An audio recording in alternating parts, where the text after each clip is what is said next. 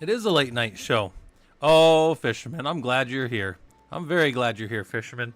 You're not going to believe this. You're not going to believe this. So, there's a little bit of a production quality change around here where, obviously I got the microphone so you guys can actually hear me. I can, I got a green screen and me and the wife had to put a really bright white light source so that it would work. I had to go watch a video on how to make a green screen work. It's almost like a it's almost like a real show. Yeah, look, I can grow myself bigger, make myself smaller. I could do all that anyways, but I normally don't play with that kind of stuff. But yeah, I don't know. It's gonna be. I don't know. We'll take it a little more seriously, right? I always told you guys I didn't like doing stuff on YouTube if I wasn't gonna be. I just want the production to be a little more. If I was gonna be kind of in different places. Yeah, well, I've been trying to explain to you guys the video's always been the same. Not the video, the audio's always been the same. I just had the microphone hasn't changed any, right? Yeah, okay. Well, so it'll be better. We're gonna say it's all better, which is good. That's what we want. But we weren't gonna be super serious tonight. We'll get a little serious. We'll do a little bit of labs because people like that stuff. But we'll also I downloaded some of the pictures from Cancun. So I figured I'd pull these up and show you guys kind of what was going on when we were there. So maybe I'll show you guys some of this stuff. Put that behind my head here. Yeah, you guys can see how Cancun was for us. This is when we were checking in, a bunch of our friends getting there. We had 28 total people. Well, I gotta fix this thing real quick. Hold on, there's something bugging me here. All right, it's better. So what was happening was I could see the handles on my video, and I didn't want to see it anymore. So, all right, if the quality is this high, it really is a het tanistry. Are you still hearing the audio through my? No, I'm playing. Hold on, wait. No, the Windows Media Player has its own audio source, so you're hearing that the right way as well. So, yeah, I guess I could be an imposter. I may have never came back from Cancun. I could see that. There could be there could be a reality where without an international incident, somebody actually managed to take me out. I don't think that's possible. I don't think that's the case here, but I mean, maybe it's possible. It's a possibility, a small possibility, but it is one. All right, I'm drinking some water here. Let's talk about Cancun. I'll show you guys some pictures, some videos. This was the first day. This was us walking in. Some of our friends were in front of us here. And then let's just see. Can I just go forward through all these? I think I can. Yep. This was the, kind of the staging for all the resort. What would happen here is, you would come in on the left, you'd bring your bags in or whatever, then you'd go to the right, and then you'd go in. So if you had to enter or exit the resort, you had to do it through this. We did leave the resort quite a few times because we would go to wrestle. We were wrestling the whole time down in the camp. Here's the boxing camp Playa that we stayed. This is where we did all of our training and all that kind of stuff. I'll show you guys some pictures of that here in a second. But this is on the wall of their gym. Pretty nice little place.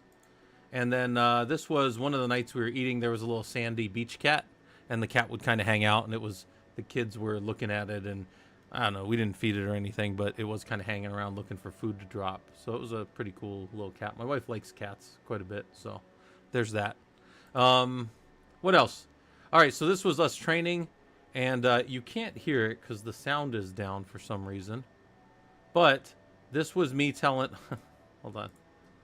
Let me see if I can put the sound up on this. They owe. Paying what they owe. If you can't hear what it's saying paying what they owe. So everybody was getting ready. Some people over here were getting ready for fights, and we actually had some of our friends get. They had pro fights last night in Dallas. Was it Dallas? It was somewhere in Texas, and they owe.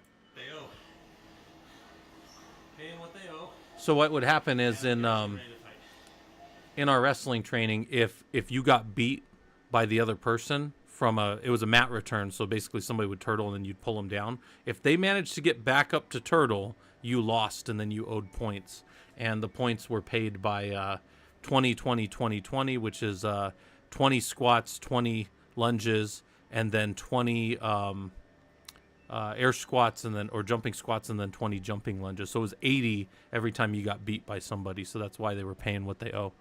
Was this an yeah, fisherman? I was down in Mexico wrestling and hanging out with everybody. Yeah. So this was our wrestling stuff.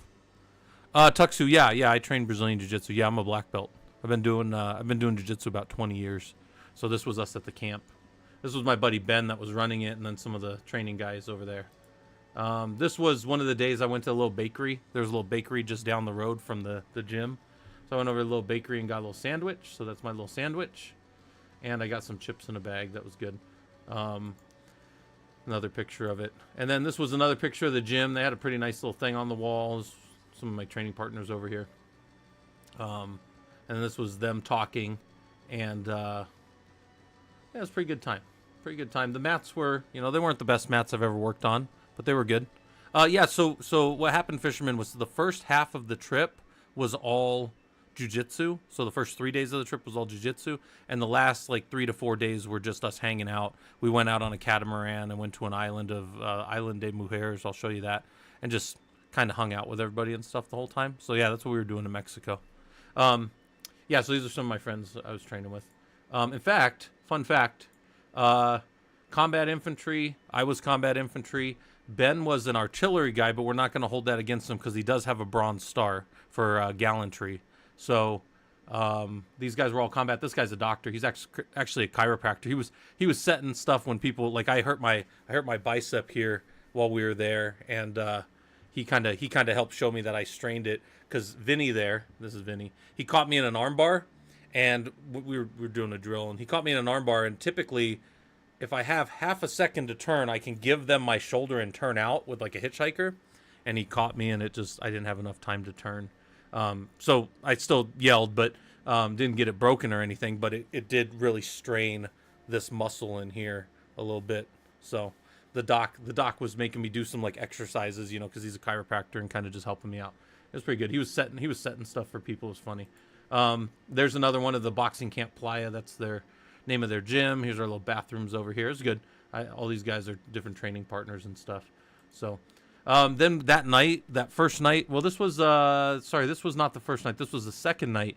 Their friends owned one of their friends owned a restaurant about an hour away. So we went to their restaurant, and it was all luchador style. So everything was luchador. It was the Pancracio, tacos and beer. So that was pretty fun. And then there was a little bay right there, and there was a bunch of dolphins down in the bay. So the dolphins would come up and hang out and stuff. That was pretty cool. And then, it was all in Spanish, obviously. It's me and the wife, right? We were sitting there. It's kind of warm, but we had a little bit of a breeze, so that's good. That's us.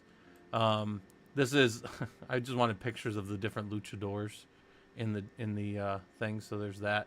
I have no idea what it's saying. It's a lucha libre and then whoever, but there's the characters. All right. So then this was what we had there. Pretty good tacos. I mean, the food in Mexico is pretty good in general. So it was all good.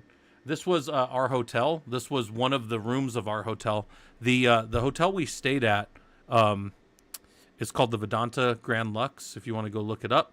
This room had 2 king-size rooms and then 2 queen-size rooms on it. The total size of this room was about 8,000 square feet that we were staying in. And then we had another room that was the exact same size for other people. And then we had another room that was slightly smaller for other people. We had 28 people when you include all the adults and kids.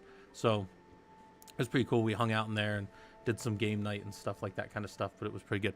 By the way, YouTube Star Suite. So my friends, two of my friends, the ones that own a gym, so hold on. This room, if you go look it up, is $12,000 a night. So are each of the other rooms. But this room, it's heavily comped because they have kind of a timeshare situation. But they're gym owners. They're pulling in pretty good. He's finishing up his doctorate in economics. So in fact, some of you guys that have been down in the Discord, when Ben Westridge comes to talk, he's the guy who was running this. So Ben Westridge is the one. He's a gym owner, and then he's a economics professor at I won't tell you exactly where he's at, but he's out in California at a pretty good college for mathematics and economics. And he's working on his dissertation right now. So he's come to talk to our Professional Linux users group twice, mainly about econometrics, which is, did I get the name right? Yeah, which is a field of economics which deals with how things affect other things, right? Because if any of you have ever studied, I think most of you have probably at least studied enough math to know that if once you have a third variable in an equation, it's unsolvable, right? You have to reduce at least down to 2. Well, econometrics deals with the fact that there's all these variables, and how do we figure out what affected something the most, right? Which is this economic concept of ceteris paribus. And that's about all I know about it, because I'm not an economist. I'm just an engineer. But he's come and talked to our group a few times about that. And that's funny that's what it thinks I said. It's ceteris paribus. That's closer. It's Latin, so I don't expect it to get it. All right, anyways, this was really funny to me. Because it told us how to evacuate the gym, but I need to emphasize something about the gym here. The gym was simply an open wall over here. Could you read how expensive the room was? It was $12,000 a night. But hold on, that's not what we paid, because we were there for 7 days, and they have like a timeshare. So it was probably down, if I had to guess, the whole package was probably like a few thousand a night. But it was because he had done 3 rooms, and then we all paid our part to come down. But ours wasn't. If you added everybody up, it wasn't anywhere near 12,000 times 2 times 7. It wasn't anywhere near that for the cost of the trip. But yeah, I think somebody. So I could show you guys actually the Vedanta, the Riviera Maya. This is where we were staying, and the actual room we were in was the 4-bedroom right here. This is the room that we were in right here, and that's what it says it is per night now. But it was I'm telling you, it wasn't that, because it was comped down, and then he had a certain amount that he uses as like his timeshare, and we were there 7 nights, so I can assure you it wasn't that much times 3 rooms or whatever. That would have been insane, right? That would have been a bit much even for a well-to-do economics professor and gym owner. So anyway, so all right, more of this. So we looked at all that. This was super funny to me because, again, there was 3 walls in a way completely out of this gym. So this was funny to me. I'm like, if they found you, like if there was a fire in here, first of all, it was all stone, and I'm like, if there was a fire in here and you couldn't get out, I mean, that would have been a bad situation. But okay, so anyways, I took a picture of that. This was just a thing at the hotel at the resident. Like, we had little shuttles that took us everywhere, and me and the wife found that, so that was cool. That was me and the wife hanging out before we ate. Then we went to eat, and we got these potatoes. They had house potatoes, and we were like, what the hell are house potatoes? We'll try them. And what they are is French fries. So I took a picture of that because I thought it was funny that house potatoes were simply French fries. We all look, last year when we went down to Mexico, me and the wife got a case of the Montezuma's Revenge, or whatever you call that. Don't drink the water down there. So everything's bottled water. Even though the resort supposedly has a filter, we didn't play with the water there at all. All right, so anyways, this was our game stuff. We brought game stuff because we were going to do some game nights and stuff and hang out with everybody. So here's some of the kids. They found a little beach dog before we went out on the catamaran, and the dog was helping them dig, and then the kids dug down, and then the dog laid in the cool sand. So that was kind of funny. That was some of the kids hanging out, doing their stuff. This was the catamaran that we were laying on, me and the wife. Got really sunburned, so that's kind of funny. There's us on there, right? All our good stuff there. And more catamaran going out to the Isle des Mujeres. This was like, they had like a little lunch that we could have. It was okay. It was actually surprisingly good for kind of what it looks like. This was us overlooking this little bay area from where we were. And then this is us again. And then these are all friends of ours back there. We had the whole thing to ourselves. This is like all people that we knew right here. So these were all people that were there for wrestling with us. And yeah, it was good times. Yeah, called Star Blue. That was the name of our little catamaran trip, was Star Blue. So, okay. And then this was, don't fall to your death, I think. I took a picture of that sign because I thought it was funny. It's like, what the hell is this? Afraid of intimidating other guests with your elite BJJ bod? Yeah, I didn't do too much scaring people with my bod if I could avoid it. I took a picture of this because this is how you knew if you were a dancing girl or a luchador. That's how you knew which bathroom to go in. Is that what it means?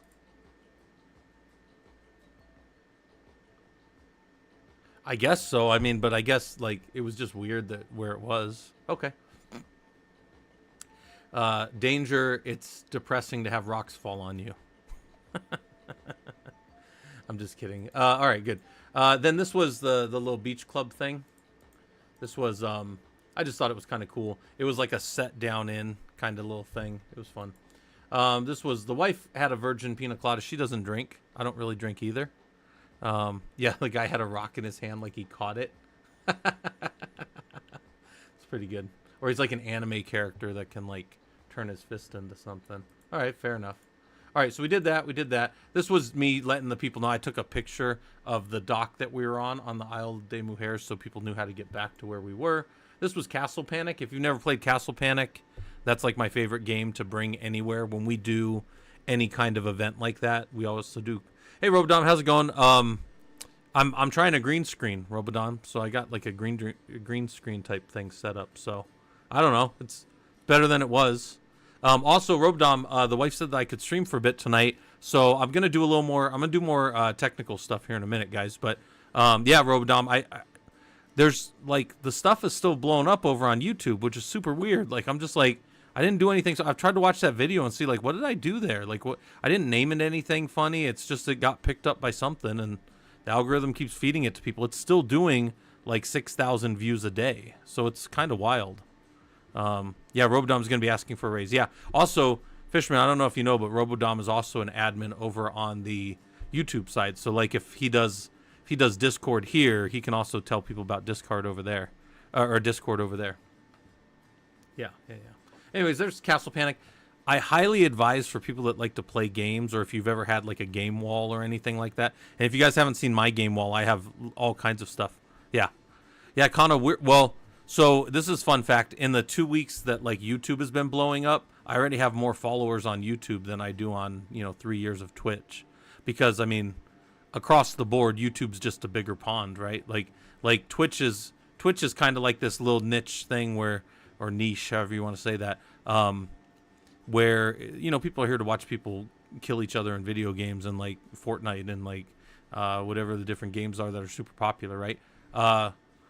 Over on YouTube, people are like learning how to do stuff and that kind of stuff. So I think that maybe that resonates a little more when I do that. So I don't know.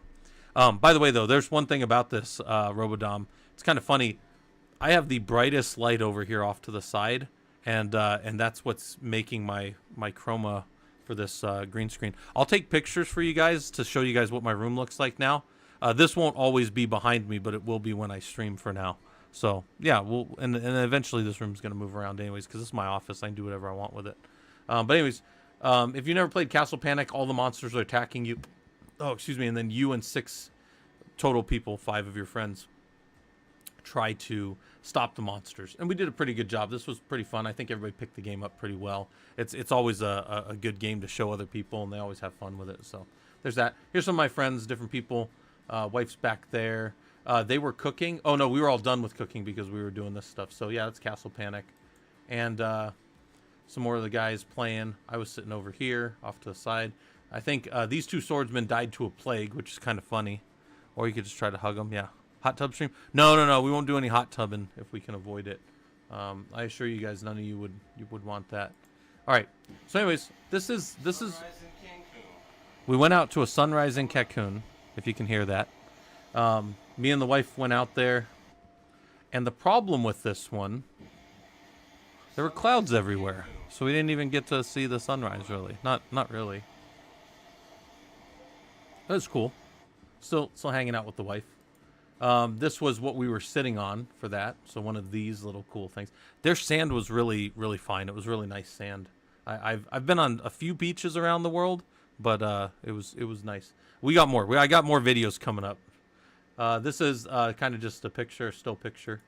And then this was me sitting there with my feet. If you guys didn't know, I do have feet. I've never showed them on stream before, I don't think. This was down the row of stuff, and this was the sun coming up over here. And then that was me and the wife sitting there. Doc over here and all this stuff. Then we got up, and we went over. Oh, actually,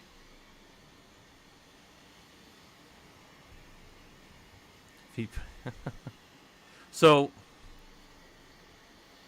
fun fact. I'll show you here in a second. One of the friends when we were doing this when we were out at the camp here, my friend Ben, his wife Natalie, had a MMA fight last night. She's now 3-0 professionally at 105 pounds, right? And she gets a lot of unsolicited, hey, send me feet pics and stuff from guys. So what she does is there's a tournament. So most of the guys that were training with us were national champions in some way in jiu-jitsu. And this guy right here, he has a picture of his feet from the first time. I wouldn't put it on stream. It would disturb you greatly. But basically, at his first ever national tournament, and he had been a college wrestler in the Air Force. He was in the Air Force Academy, and he was a wrestler. But where I'm going with that is he tore all the skin off the top of his feet. So when people ask Natalie for her feet pics, like, hey, send me feet pics, she sends them pictures of his feet. And I swear to God, I'm not kidding you. It looks like somebody ran a belt sander on somebody's feet for a few minutes. That's what his feet look like. He tore, like if this was a foot, he tore strips all over. Yeah, it's basically degloved feet pics. Exactly. Because if you've ever done any jiu-jitsu or any wrestling in general, when you drag your feet, you can especially when you do it on some kind of mats you're not used to. Over time, though, your feet kind of toughen up to it, and you don't really get that anymore. But he was at a tournament, so he was going really hard, and he was using mats that were rougher than he was used to, and it tore his feet all up. And I honestly wouldn't even show you guys the pics. If people want to see him in Discord, I'll do it. But it's disturbing. I don't even like looking at them. I have them, but I would send them to people if they wanted feet pics of me. But it's pretty rough, right? Anyway, so this was the wife. So she was trying to draw in the sand, but she wanted to do it in the soft part of the sand where the water was hitting. So it was really funny. It got washed away multiple times as she was trying to do it. So it's kind of funny. But anyways, we got it finally. Riviera Maya 2024, right? And then she always steals sand from every beach we go to. So she has like little things in the not in the room, but it's somewhere in the house, but these little things on display of all the little beaches that we've been to. We went to Virginia Beach last year, and we were in North Carolina and that kind of stuff. So she has all those beaches.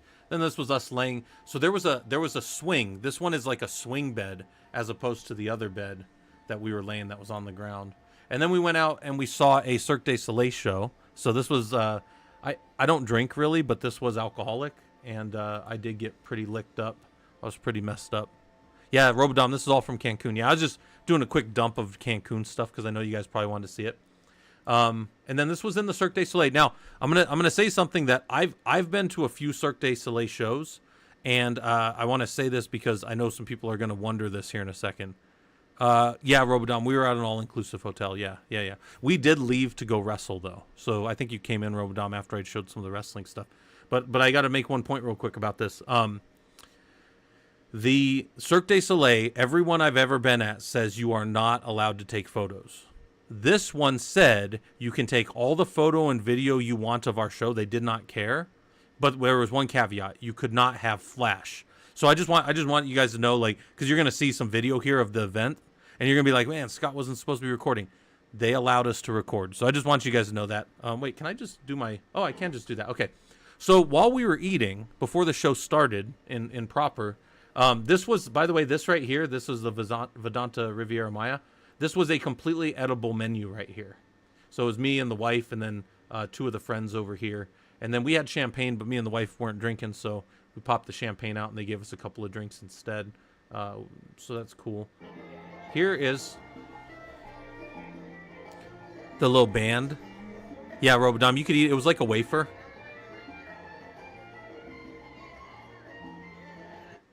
They were really, these musicians were exceedingly talented.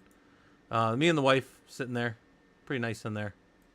Here's another picture of the stage. And then these little things moved. All this stuff moved as the show changed around. So like all of the ceiling and everything in this moved. So when you see some of these videos and you're like, how the hell were they doing that? That everything in this auditorium moved around. That and by the way, they kept landing. I don't have any good pictures of it, but there were 3 platforms out here around the stage where people were eating, and they actually landed on people's tables while they were eating. So it was kind of a wild event. But this was the little edible thing. If you want to see what we had to eat, It was basically it was like a beef meal, a seafood meal, and a what would you call that other one? Like a vegetarian meal. Those were the meals. While they were eating, yeah. So, but the platforms were so big, you were kind of at like this big grand table for those ones, and then it was like they landed in this spot that was way too, like you wouldn't have been able to reach up there to eat or whatever. Yeah, Robodom. That was some of the most tender beef I've ever had in my life. It was really good. I'm actually going to show you guys some of the food here in a second. Yeah, it was really good taste wise. Yeah, they did a really good job.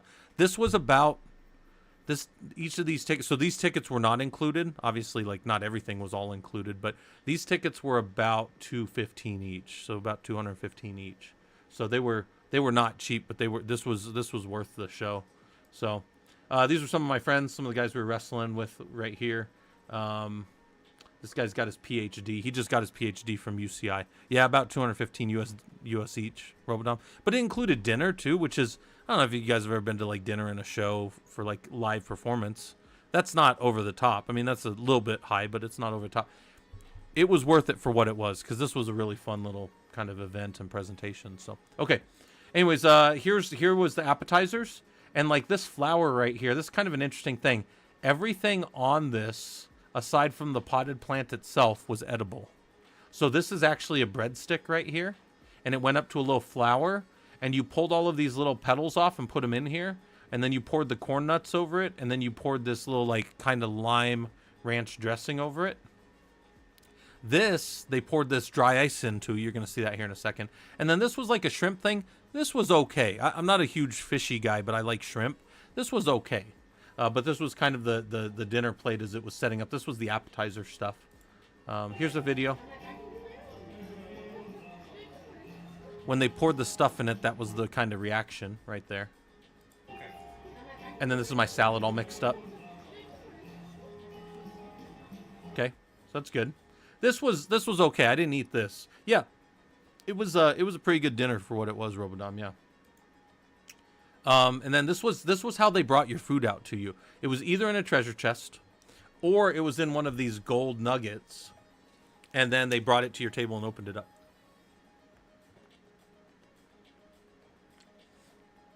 And then on the YouTube side, Aaron Gibbs, thanks for that. Yeah, you saw the home lab video the other day. Thanks for the content. Yeah, and by the way, normally right now I would be doing more lab stuff, but we're just going over my trip to Cancun, and then we'll go back to doing some stuff. I think it's a tiny bit funny that they think their customers are just going to go chewing on things while they wait for that food. That's funny. All right. More music.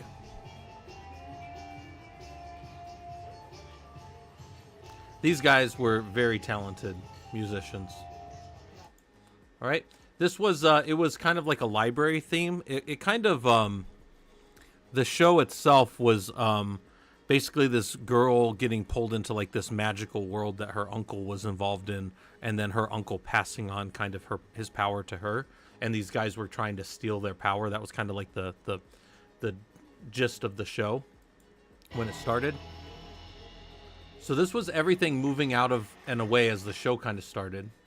This was I didn't even realize I grabbed this one, but this video, like everything moved out of the way, like across the top, so that they could do all the show in the auditorium there.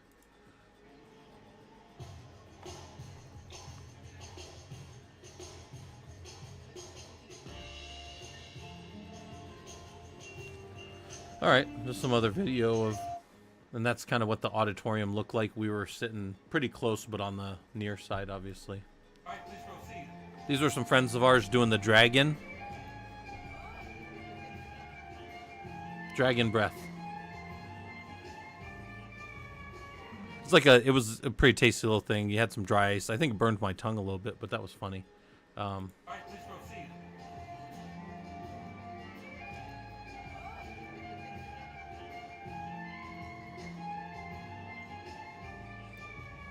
And they're expecting, so that's kind of nice. She's a little bit along. I don't think anybody knew that besides just some of us that knew them. But yeah, anyways, okay. So here's the food as they brought it out. Look, me and the wife had been eating the menu, as it were. That's about as far as we got. She tried to keep the little butterfly thing safe, but there was no keeping that butterfly safe. I think it was too fragile, right? All right. So anyways, then this was the beef right here, and that was really good. And then it came on like a bone, and then in here there was like mashed potato. I think there were mashed potatoes in there, which were really good. And now us, yeah, Aaron, yeah, nice. I'm going through the trip real quick, and then we're gonna get back to tech stuff here in a minute, because I know people want the tech stuff, and that's important. You know, got to keep going through the stuff. But since the wife let me hop on and stream a little bit, I don't normally stream on Sunday nights. I decided I'd show you guys some stuff. This was edible too, but I didn't eat that. All right.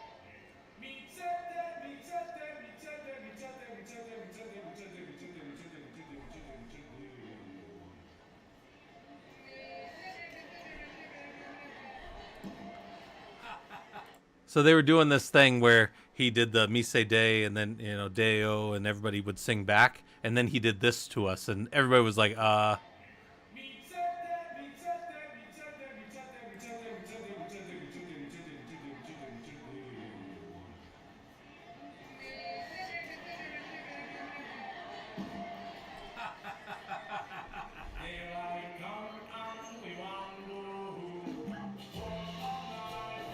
So the question on the YouTube side was, what kind of trip was this? We went down for 7 days to Cancun, and we started off with 3 days of wrestling, and then we did 3 days of just kind of hanging out with the fam and friends and stuff. So that's kind of what we were doing.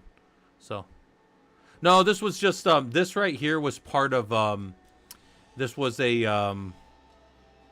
Cirque du Soleil show that was on the event.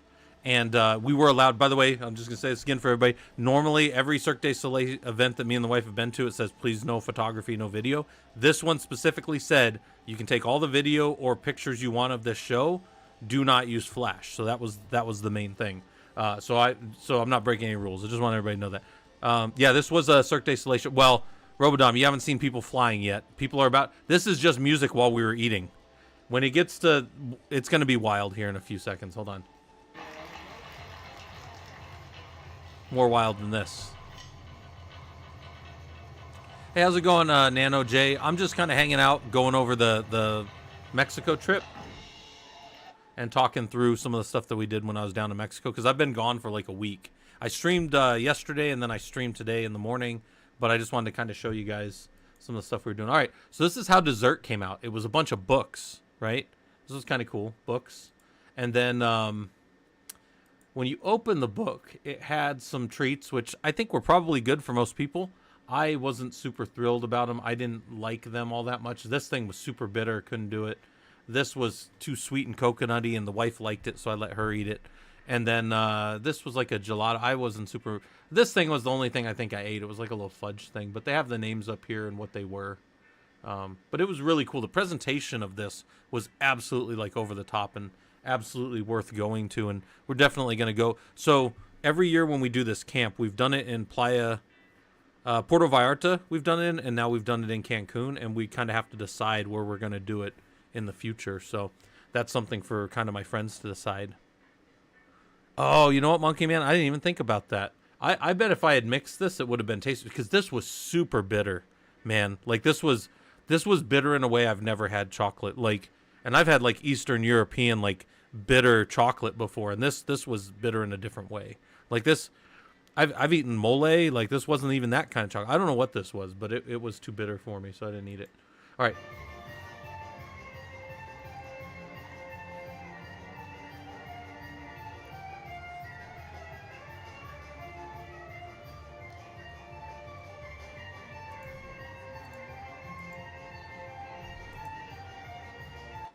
So if you guys heard that, it was very fast and pretty good.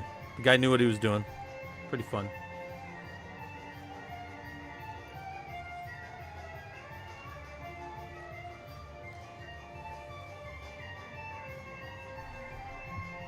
There's our little night bot telling you guys what we do around here over on the Twitch side. You know, our goal is to get people kind of thinking about engineering and doing this stuff for fun. And this was just a trip that I took. So this one. So this was the start of the show proper. Whoops.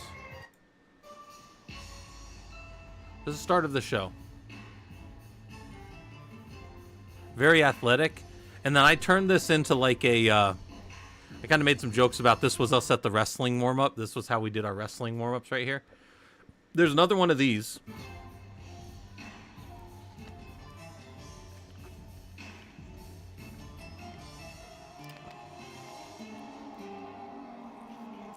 All right, so that was that kind of stuff, and we're still kind of hanging out and doing whatever. And then I kind of skipped a lot of the show because I wasn't taking a lot of video, but I had to get a video of these guys. These guys came in out of the ceiling, like they came in on a couple of parachutes, but they were rigged up. And then they dropped this little thing on here, and then they started doing... I'm not even going to tell you guys what they did. I'm just going to have you guys watch this.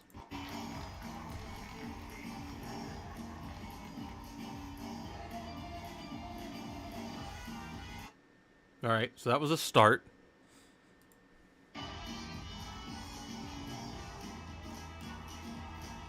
Okay. A little bit of athleticism. All right, all right. This is okay. Oh, Robodom. No, not yet. Here you go. All right, so part of the story that was kind of going, again, they didn't really talk much, but there was this book of knowledge from the grandpa being passed to the daughter, and they were helping her get it back, kind of, because they were kind of neutral or good. And then there were these bad guys that kept taking it. They kept running in out of the sides and out of the stage and everything crazy. So, all right, so this is them having the book to give back to her. But watch what's about to happen here. This is wild.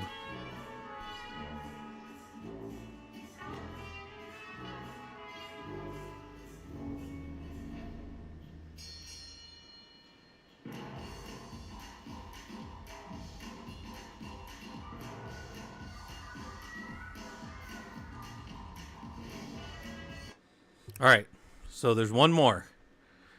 This is over the top right here.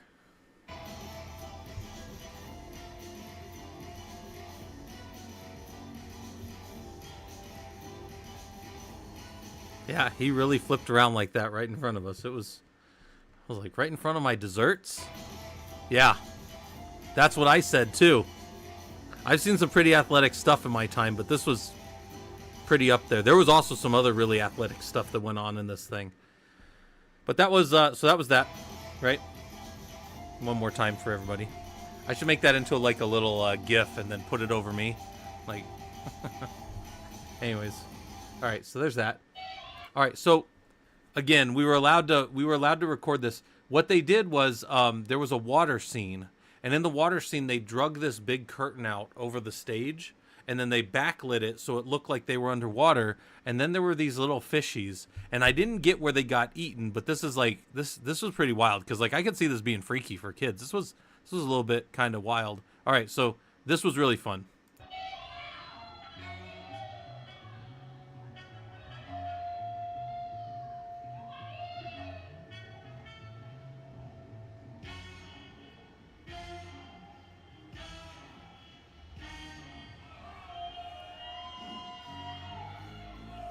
This thing was like 10 feet tall right here.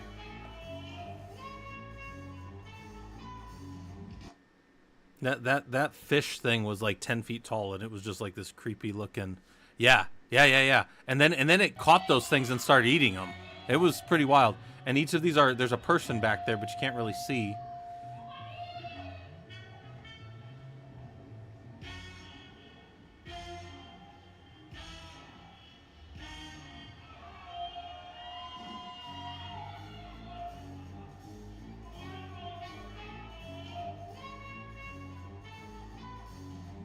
It really had like an air of like depth, and like it was pretty wild.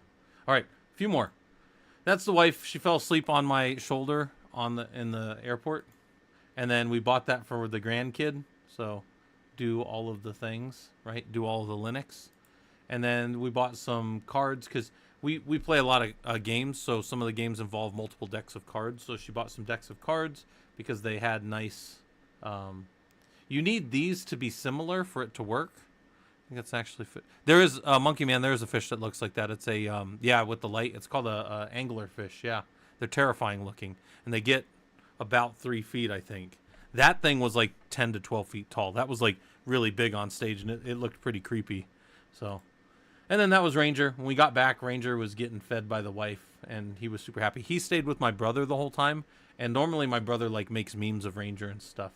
But that was and then this is my desk. This is half of my desk. You guys are only seeing 3 of my monitors. I have 2 other monitors over on the side. But this was the fight before. What is that? No, this was the fight later. And then this was us at the camp. This was us actually wrestling, right? This was everybody that was there.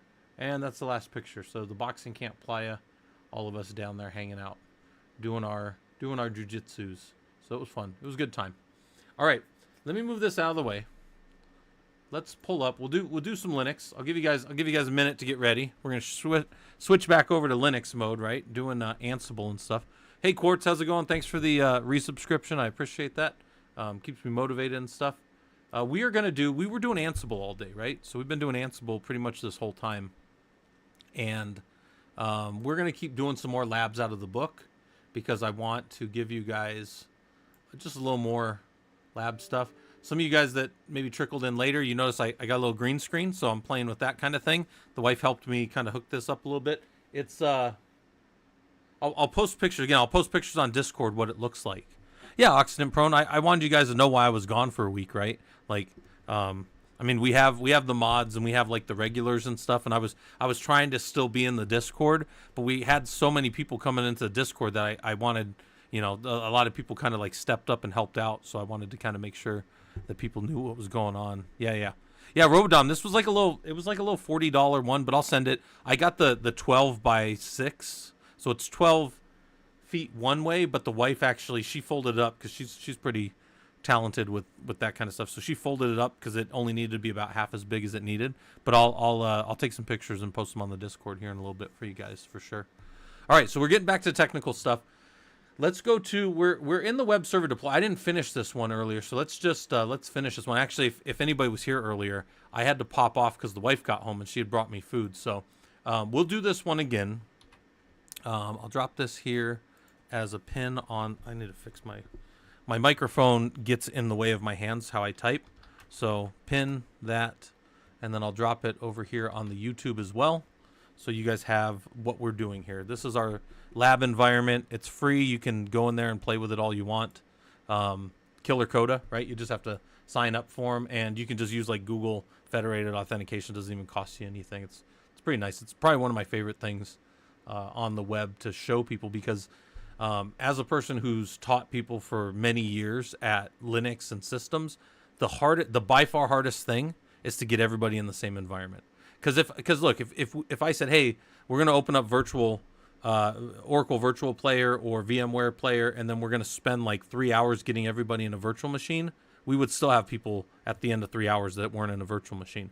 But here, all you got to do is click on that link, and now we're all literally sitting at the same shell. So if I say who am I, and I do an ID, you can do the exact same thing in the exact same environment. That's huge. I told you guys before, like when I try to show students like building stuff, or when I show people like how to use VI for the first time, that's what we're going to be doing for the next hour. I'm going to be getting people out of VI. Otherwise, we're going to be leaving people behind, and I don't like doing that. So this is really nice. Now, do you still need to go learn how to build servers and that kind of stuff later? Yeah, you do need to learn that, but this is a good start. Aaron, this lesson might be above my current level, but I'll stick around for that. Yeah, Aaron, we've got basically you can also go back and do all the older labs and stuff, which will get you ready for this. But no, you'll probably be fine hanging out. You'll learn a lot still, I think, of the pieces. Another thing about this is we're doing this lab, and the lab is about deploying a web server, but this link would take you to our Linux one, which would make you do it all by hand. So, what do I mean by that? If you had to, if you had never deployed a web server by hand, this will talk you how to do it. But in our scenario here, your team was so happy with your work on that web server that they decided that you have to build 10 other teams' web servers for them. And this, I was saying this earlier, this would be a hassle. This would be a real nightmare to go do that by hand. You'd probably make mistakes. It's a lot of like, do this and go do that, and then, oh, shoot, I forgot to do that right, or I fat-fingered that. So instead of doing all that stuff, we're going to build out an Ansible playbook that'll do it for us. There's kind of like this curve. There's like this automation curve where like you've got to set up a bunch of effort up front, and you have to make sure that the effort to build something is worth more than just the time that one-offing it 10 times would have been. And in this case, it is cheaper on your time to do it like this. Someone's able to get Rocky Linux minimal onto Raspberry Pi 4. Is it better to practice on that instead of GNOME? Quartz, I'm not I don't care how you get to it. The only thing, as far as I go, for getting hands-on stuff, as long as you can get to a terminal, as long as you can get some type of terminal, whether you have GNOME or if you have whatever connection, if you have just an SSH to a box, that's all I think you really need to build stuff, right? That's the main thing I think you need. But in this case, we're just using terminal through a web shell, obviously. But yeah, you can do any way to get you to a functioning command line, right? So there's that. What are we doing here? So we're going to make a web server on node 01. So we'll set up a directive and web page that identifies each of the following web pages. We'll have dev, test, and QA on port 8080, 8081, and 8082. So dev, test, QA. And then we're going to have a basic little web page for them. So we got to add that in, and then just make sure that they all work. So we can check our host file, and in our host file, oh, there we go. We see that there's a web servers now. Normally we've had this one inventory group this whole time, but now, or inventory host group. Here's a host group for just node 01, and it's just app web right here, and it's called web servers. So that's actually what we're going to be hitting in our file. And then if we want to just go look at what's in the answers file, here's all these different files that were built for this. So I don't make you go build these ones right now, but if you go do this one, it'll make you build them all by hand, right? So anyways, we already have them prepped for us in this lab. I give you all the pieces. All you got to do is stitch them all together. So here's how you would build the web environment YAML file. But it says right here, create each component of the root web environment.yaml file. If you get stuck, you can find this file in answers web environment.yaml. So we're going to go down the bottom. We're going to cheat for a second. We're going to hit this button and just make it, right? It just copied it over. And then before I run it, we're going to look at each of these different pieces real quick. So I'm going to clear the screen up. I'm going to vi root web environment.yaml, and we're going to drop into this YAML file. We've been looking at these, any of you guys that have been with me any amount of time, this is kind of what we're doing. We're getting in here and we're building these web server or these Ansible files, right? So this is a straight YAML file. Ansible will chew that up and eat it as long as you give it the right information. You got to start with 3 dashes. Strictly speaking, I think you can leave those out, but we're just going to leave them in there because that is the proper way to start a YAML file. Also, fun fact, if you use Kubernetes, if you're a Kubernetes guy or girl, you can have multiple web API calls within one YAML file, and you will delineate between the individual components by doing 3 dashes like that. That's how you'll tell the kubectl command, hey, that's one file, that's one API call right there that I'm going to ingest and send. There's the next one, there's the next one, there's the next one. So that's if you ever see like if you're ever doing Kubernetes and you see a lot of 3 dashes like that, that's the end of one full web request there and on to the next one, and that's how it gets parsed out. That's how the YAML knows that it's the next file saved in the same file inside of Linux, right? Or whatever your file system is. So pretty standard stuff. Right at the top here, we've got an arbitrary name, web environment. Again, we can call this whatever we want. Robodom, they happen in order. They happen in order of the file, which is important. It's very important because you have to build things in certain order sometimes. Services can be built before backend pods are built because the service will just come up and watch for pods or whatever based on their labels, right? The selectors select labels. But to answer that question, no. It normally, they do not happen all exactly at once. They do happen in order that they run. And you might say, Scott, how do you know that? Well, because I've built them backwards before and had problems with it. So that's kind of an important thing. Okay, also, so the hosts are going to go against web servers. Now, in our normal file, in our normal thing, we always were hitting servers before, but now we're hitting web servers. And if you remember when we looked at the inventory file, web servers was only going to go and hit node 01. So if I were to ask you, hey, what server is this hitting? It's hitting only node 01. Okay, fair. There's no vars that I want to hand in here. There's no extra vars, what we call vars files. There's no gather facts is true, so we're gathering facts. Become is true, we're becoming a root user. We're already the root user, so that doesn't really matter. Come down here. Now our tasks are a list of tasks denoted by these dashes, right? So here's each of our tasks. The tasks are named. You do not have to name tasks, but most of us do, because then these will be kind of like, some people like to call it self-documenting, and some people don't really like that, but I think that this is documenting enough to go drop into your configuration management database, your CMDB later. Also, sorry, I missed a little stuff. Automation is somewhat out of my reach. Would that require Python experience? If so, no. Aaron, you don't need Python for this. This is basic system administration, system engineering type concepts here. You don't need Python for this. And then G Henry, hopefully is stuff, or GG Henry, I think that probably is. Thanks for the live video. Yeah, well, you know, I'm playing with my green screen, which is not perfect yet. I can still see some chroma stuff over here. So I need to get my lighting probably a little better so it hits the green screen. It's working fantastically up here. Like this is all pretty good, but I've also moved my microphone a little closer, guys. I did not buy a new microphone. This is my same microphone I've literally been streaming on. I've had this microphone since before right around the time I started streaming. I got this. Not screaming, guys. I was streaming. Anyway, so we're doing this. This arbitrary name. Again, each of these names are arbitrary. They're for you. They're for a thing. To complain about the chroma. Well, I see it like right here because it's dark right over there behind me. Very mystical stuff. Yeah. I'll get the lighting better. It's just this light over to my left here. It is super effing bright, and I'm just like, man, how do people do that with like a front light in their eyes? If you guys haven't noticed, when I normally stream, it's like I'm in like a dungeon here. Like it's pretty dark in here. Sometimes I even turn this light off above my head.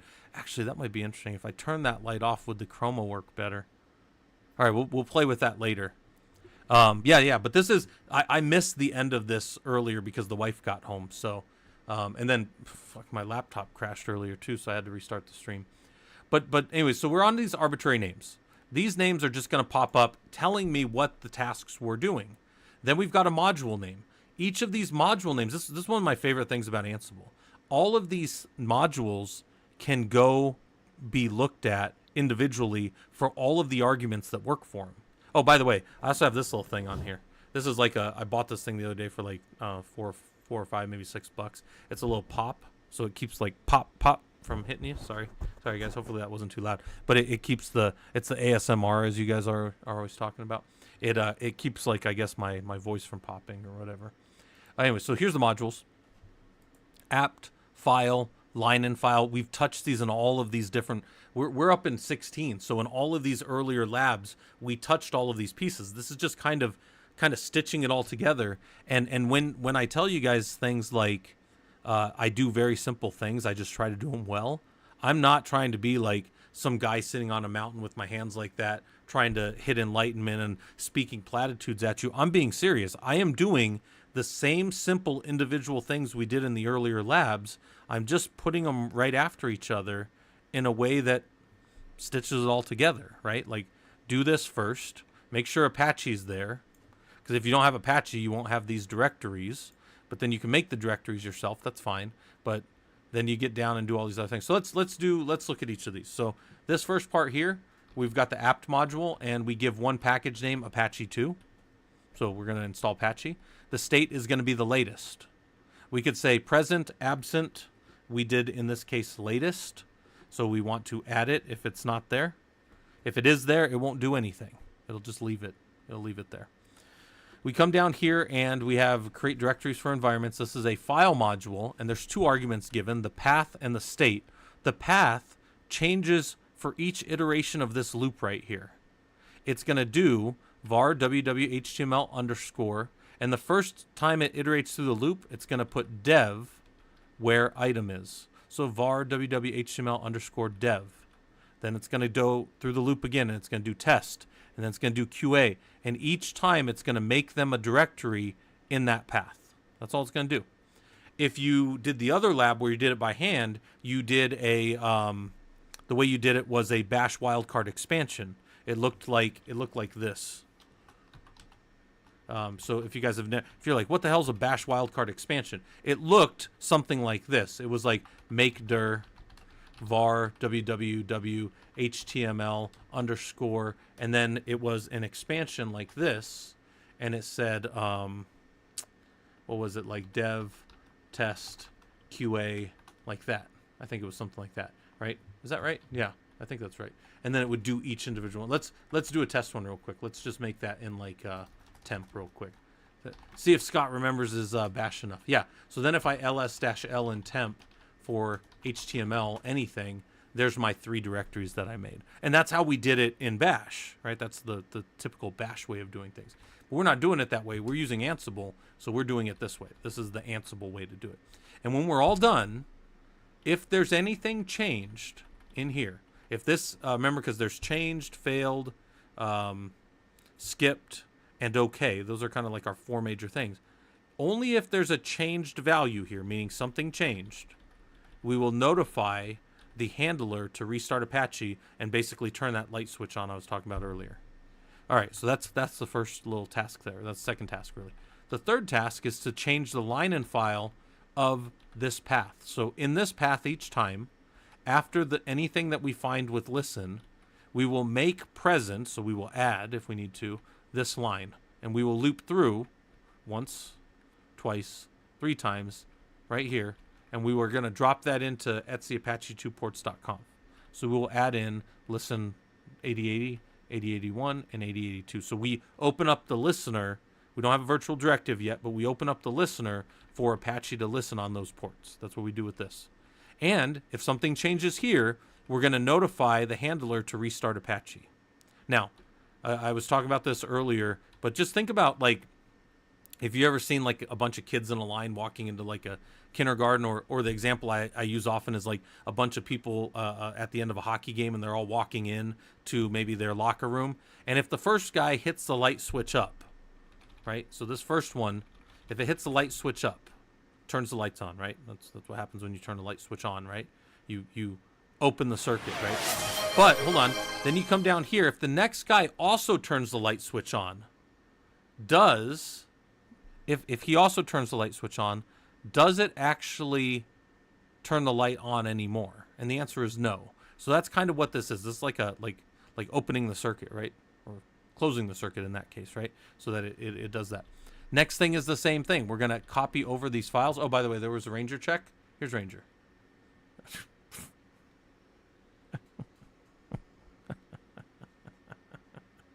My dog is like, this is downstairs. That's Ranger. This is Ranger Cam, in case you guys have never seen it before. It is a web pass-through of my, it's on a Grafana dashboard, right? We have other Grafana dashboards that tell you what's going on in my home lab.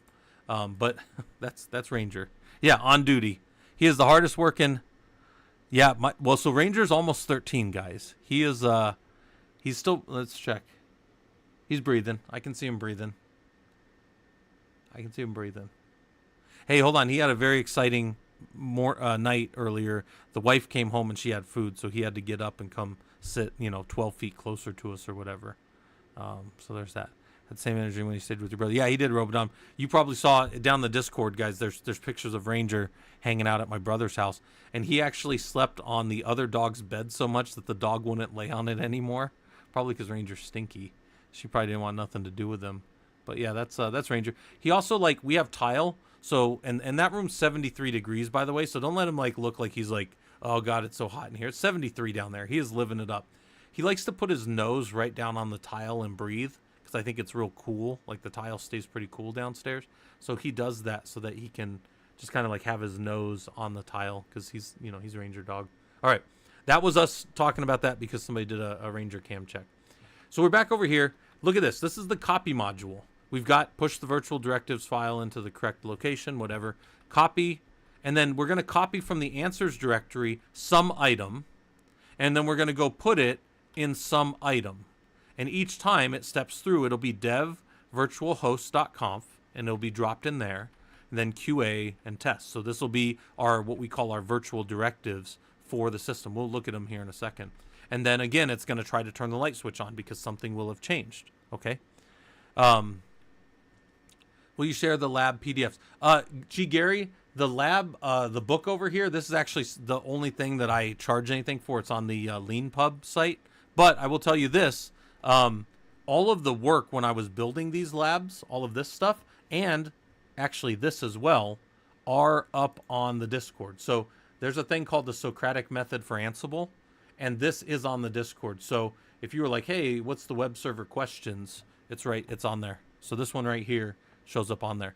Robodom, do you mind putting that in the YouTube side of things too? Because they're asking on the YouTube side. So, all right. Hopefully that clears that up. But this right here, these questions are on there for you guys to use, which are, I mean, they're basically like the same questions. Everything that we do here, like all these questions or whatever I have for that is designed to make you guys think about the lab. You could just do the lab and press the buttons, guys, and you would get through the lab and you would whatever. But these things, this is down in the projects folder. Let me make sure I'm not lying to you. Hold on, I'm make sure I'm not lying to you. In the Discord right here, if you drop down into presentations, so it's near the bottom, it's called resources. I was up there earlier looking at some stuff. There is Socratic method Ansible right there. So this is the exact same thing right here that I'm looking at. Might be a slightly dated version, so I'll download it and check it here, and then I'll update it to make sure it's good. So these are all free. I tell you guys all the time, if you were to come into our Discord and you were just to like load everything up and throw it in a sack and then like run off like a cartoon villain, I wouldn't care. It wouldn't hurt my feelings any. Also, I feel like that is messing up a little bit right there, but that's okay. We'll get the chroma thing working later, right? You guys that have been around are probably like, God damn, Scott's complaining about this thing. Normally, Scott's got the worst production on the internet, but I mean, I guess that's a small thing compared to my normal production problems. I remember, guys, when I first started streaming, I don't think I kept any videos of that.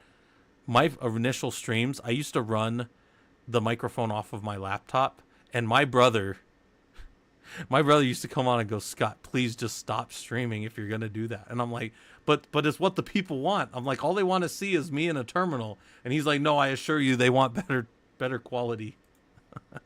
So anyways, that's that. All right. So anyways, that's the copy module. And then the last thing, we've got a copy of this one gets a little more complex. We're just going to push the HTML over for each page. And you might look at this one and go, Scott, this one got a little more than the other ones. And I would agree. This one's a little more complex, but look real quick. It's got like a certain simplicity still to it. There's two things that are going to be carried through the loop every time we loop, okay? It's going to be item.env and item.name. This is like, normally you have one counting variable in a loop. You say for host in whatever, and then the host gets carried through the entire time. But Ansible, within its looping, has the ability to say item.env will be dev and item.name will be dev underscore index. So then here I can say the source comes from item.name here, but where I want to go put it is item.env and then index.html. So you might look at this and go, well, that's cool. It's copying from one place to another. Yes, it's also changing its name to be generically index.html. For any of you that have ever set a web root for a web server or anything, you know that if I put an index.html in a web root, now I've got a working web page. So all you did was take these named files, move them into the right location, and then change them to be the right name. That's all this is. And it looks kind of complex, but it's just a set of simple steps to do that. And then at the end, it's also going to walk by and try to turn on the light switch. And then at the bottom, the handler is going to restart Apache. But again, even if all four of those trigger, they only make the Apache restart once. And that's only if they've changed. So think about this for a second. You guys have heard of idempotency. Idempotency is this idea that if you... idempotency is the idea that if I ran this 30 times, but it already happened once, it doesn't have to keep happening again. Idempotency is if something doesn't change, nothing has to change. That's the idea. Well, here, if I run this once, it's going to restart at the end with the handler, Apache. But then when I run it again against the servers that are working, it will not have to run again. That's the crux of what we're doing here. All right. By the way, yeah, here's the web server deployment stuff. So here's questions here. right? But then also in the book, there's other questions. So it depends how you guys want it. The book is on LeanPub. Again, you guys don't need the book. You can just go through the labs. The book is like kind of more for digging deeper in. Again, the presentation stuff is a lot of the same stuff. In fact, I used a lot of the same stuff as I was building it. It's just for the people down in Discord. So, all right. You got to go to Discord to find that. But I showed you guys where it is. All right. So that was all the pieces. We walked through all of this. I'm going to hit escape, W. Actually, I'm just going to do Q. I didn't change anything, right? And then let's run the playbook to see what happens, right? This is one of these things where we can sit all night and talk about it, and I can pontificate about how it should work. But this is that old saying, one test is worth 1,000 expert opinions. Let's watch it run. Let's hold it in our hand and be like, I understand what's going on here. Because I was telling you guys this earlier, and I'm firmly in belief that if any of you can sit here, by the way, look at all those changed. So they're all triggering the restart. There's the restart, and it's done. I'm a firm believer that any of you that watch me for any amount of time, and any of you that actually want to do this, you are probably thinking through puzzles in such a way that once you see this work once, you're like, oh, I could do that. I could go modify that, right? And you should be able to get it to go. All right, so just to prove to ourselves, our prediction here then, this is the hypothesis we have, is that none of these will have to change. They will say, okay, okay, okay. They will be green instead of yellow. They will say, okay, okay, okay. And we will not see the handler here when we go to run this again. So let's hit it. Let's watch it happen. All right.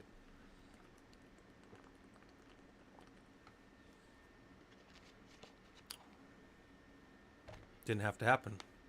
Good. You don't even see the handler there. Remember, it was task, task, task, handler. Task, task, task, handler. We didn't have to run the handler because nobody hit that button up. Nobody turned on the light switch, as it were. So there was no notification to notify the handler to trigger. So it didn't even show up right here. It's right here. It's missing. All right, that's good. Let's verify that we can see each of those environment pages. There's another way to see them, by the way, if you wanted to. Here in the lab, you can go up here and you can go to traffic ports, and it'll pop up a little killer code of traffic port, and it'll tell you, well, hey, on host 2 is node 01. You've got control plane and node 01. So you could go here and you can go, well, there's our dev environment, right? And then you can change this to 8081 and say access that, and there's our test environment. Is a web server also no? Robodom, you could have dev web servers and prod web servers, so they could be different. So yeah, they could be different. And then let's pull up the last one. So over here, I would go 8082.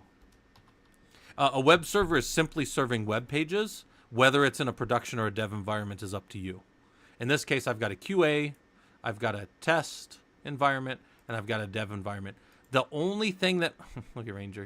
What are you doing, Ranger? Quit licking your bed. You're on camera. You're embarrassing me. You're being an embarrassment, Ranger.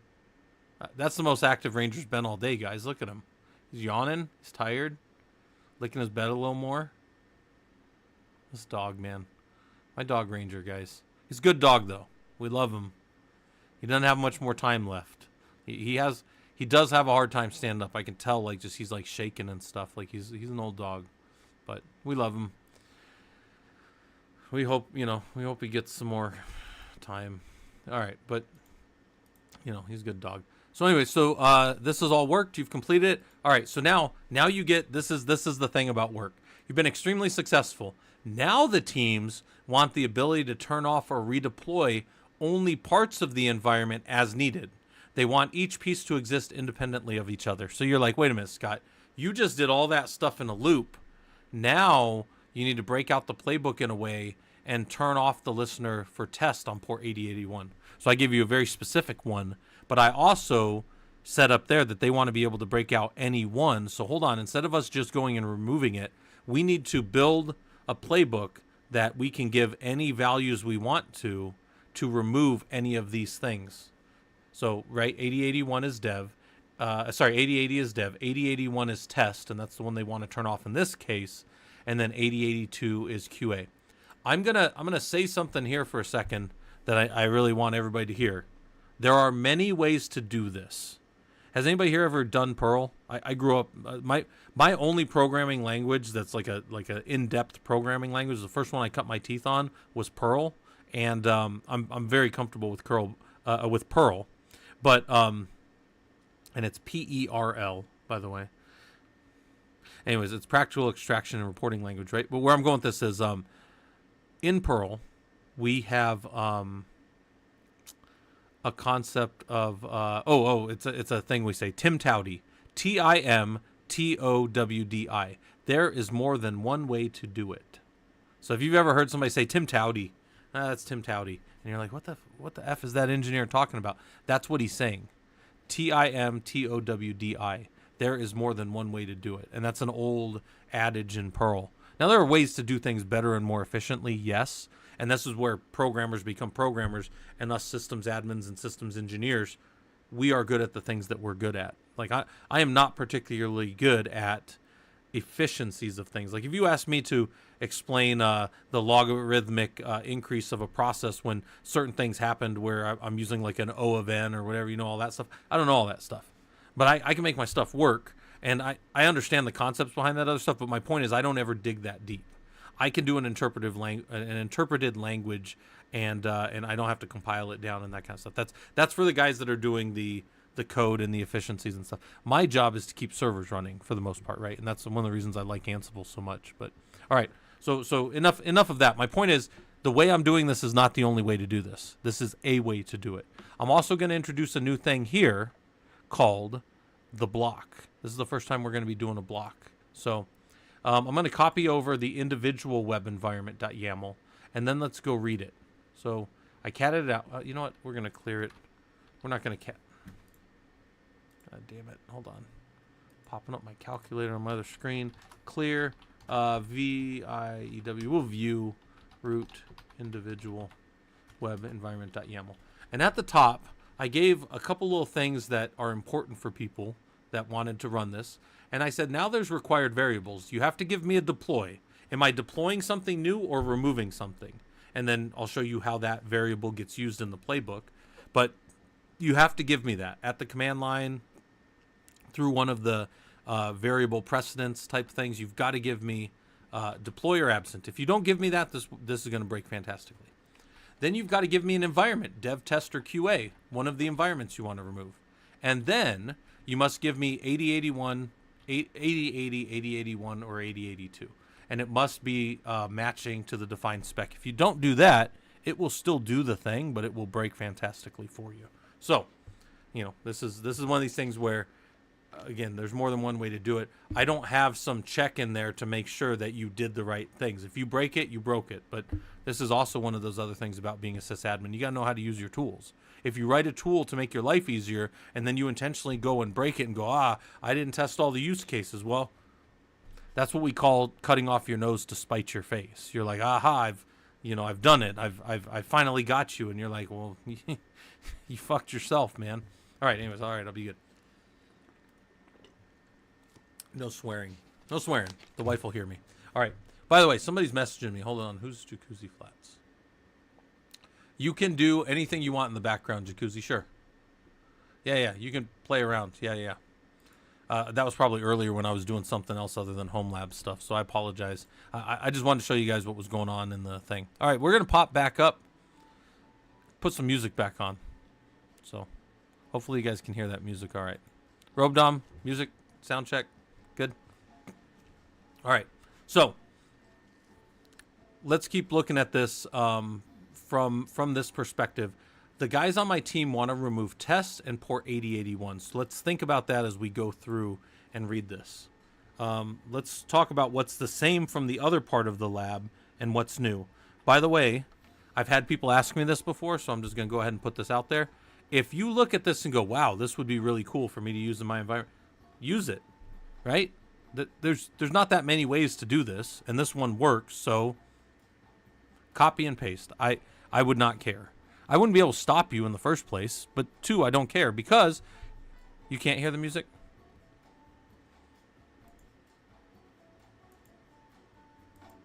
How's that? Is that a little higher? Because I'm playing the music through the... that's fine.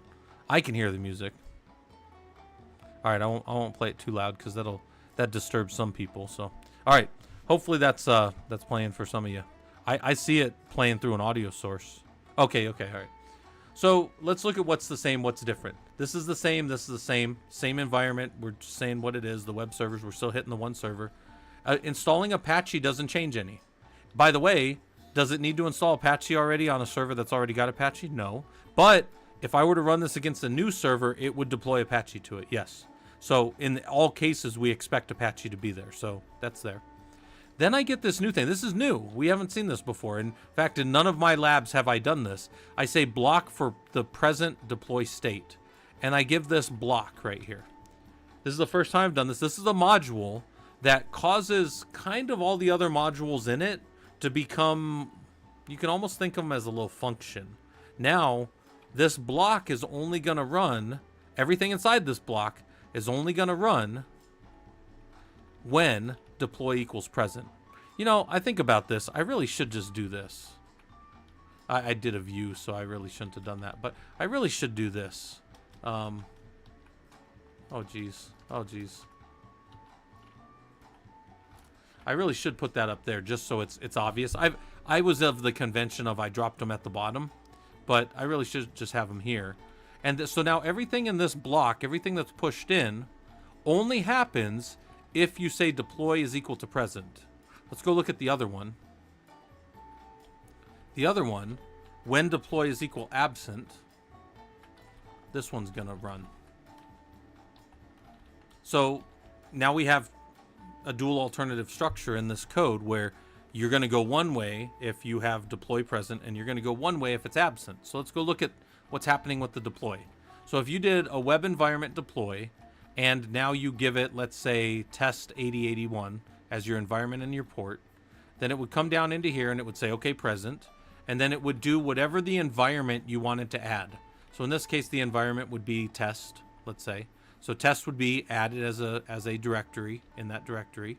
It's not looping through anymore because now it's only doing one. That's different from before. It's going to add only the port for 8081, which is the port that you gave it. It's not adding all those ports. It's not looping anymore. It's going to only push the environment that you want it to into the location that it's supposed to, and then restart Apache. It's going to notify the handler. And then it's going to come down here, and it's only going to push over the HTML for that one page. That's all it's going to do. If you say absent, it's going to undo all of those things.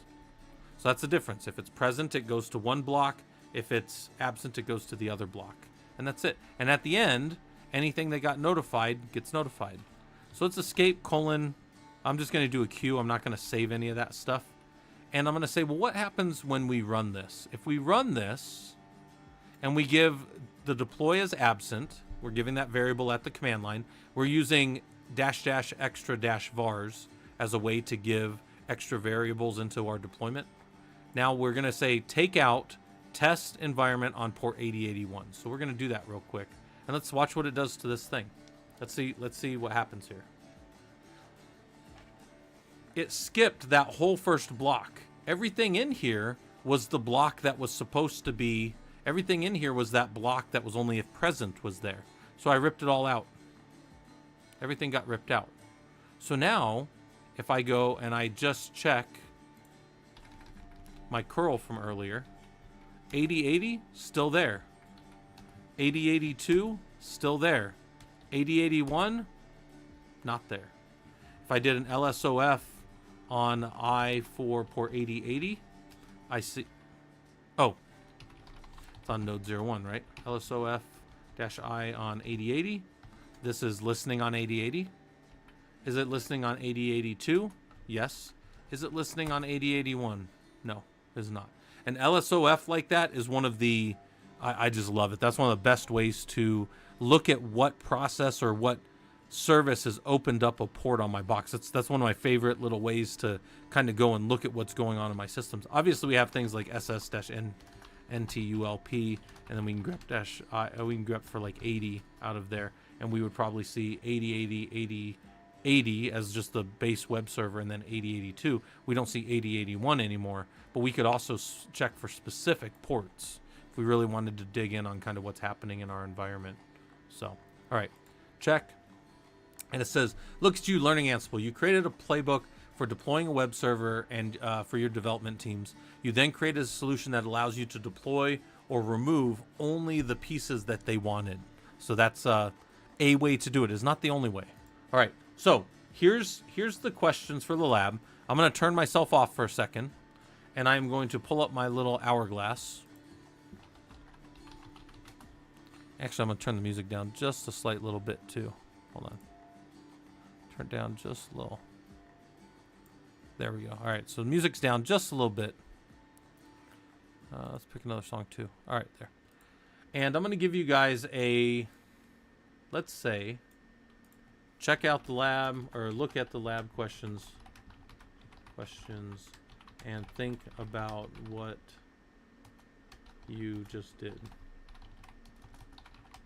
So this is my break, but it's also your break a little bit if somebody wants to go take a break. I'll give 6 minutes there. I want you to think about these questions here.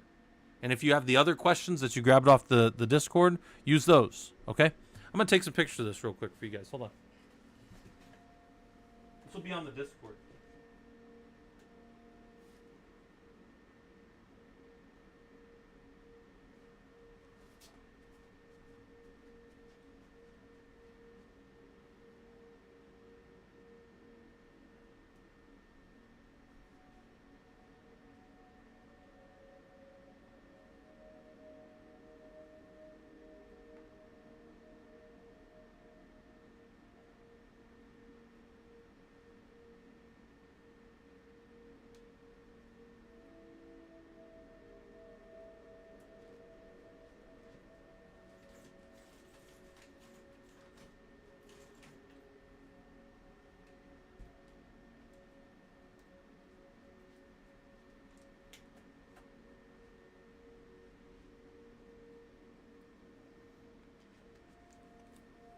I'll pull that up on Discord here in a minute if you guys look at it.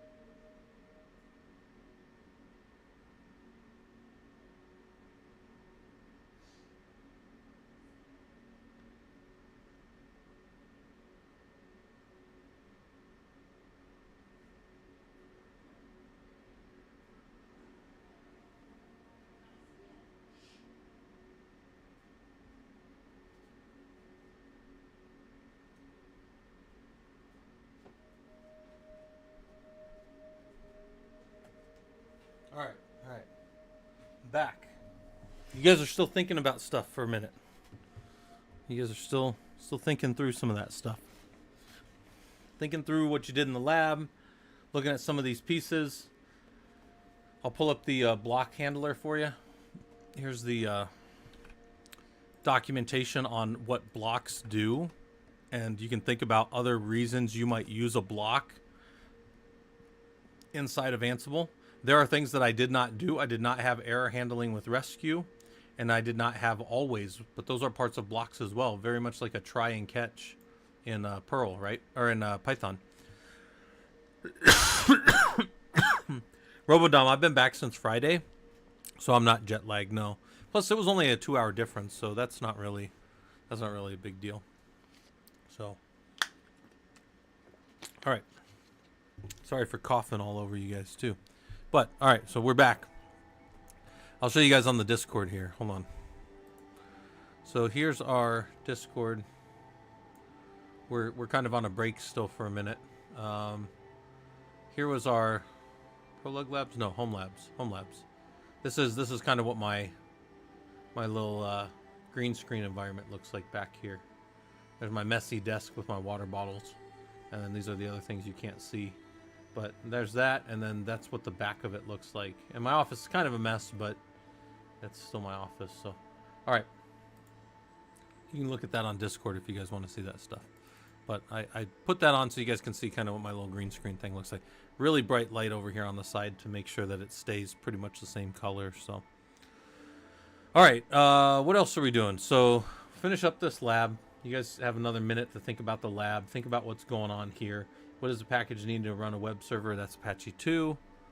What are you using to stand up my green sheet? Robodom, I ordered it off of Amazon. It was like, I was 30 something. I think it was like $40, but it was it's kind of like two little tripod, or they're tripods at the bottom, and then they come up, and then they got a bar across them, and then the green screen came with them. So it was a pretty cheap little solution. It looks like it'd be pretty easy to move too when I don't want it up in my room, and I won't always have it up in my room when I'm not streaming, because it is definitely blocking the airflow of like getting my room cooled off the way that I want. So it's you know, it won't always be up. It'll just be up when I'm streaming. So all right, what else do we have here? So we've got this lab done. You guys went through and you thought about these pieces, or you pulled up the again on the other side of things. Here's all the questions here, and you thought about what are these pieces doing? What are the things that happen? Why do they execute? What is a handler? All these kind of things, right? These are all the pieces that we were just doing. All right.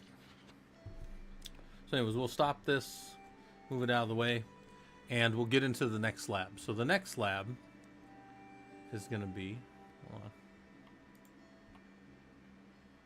package cleanup. So that's going to be our next lab right here. Security package cleanup stuff. Let's back out of here. I'll go pin a new lab for you guys. Unpin the one on the Twitch side and go find the new lab, which is going to be cleaning up packages for security. I will drop this over on the YouTube side here for anybody that wants it, and then I will pin it on the Twitch side for people that want it as well. All right, so here we go. Also, I should be able to see how many viewers are on. Looks like we have 7 concurrent viewers over on the YouTube side, so that's kind of cool.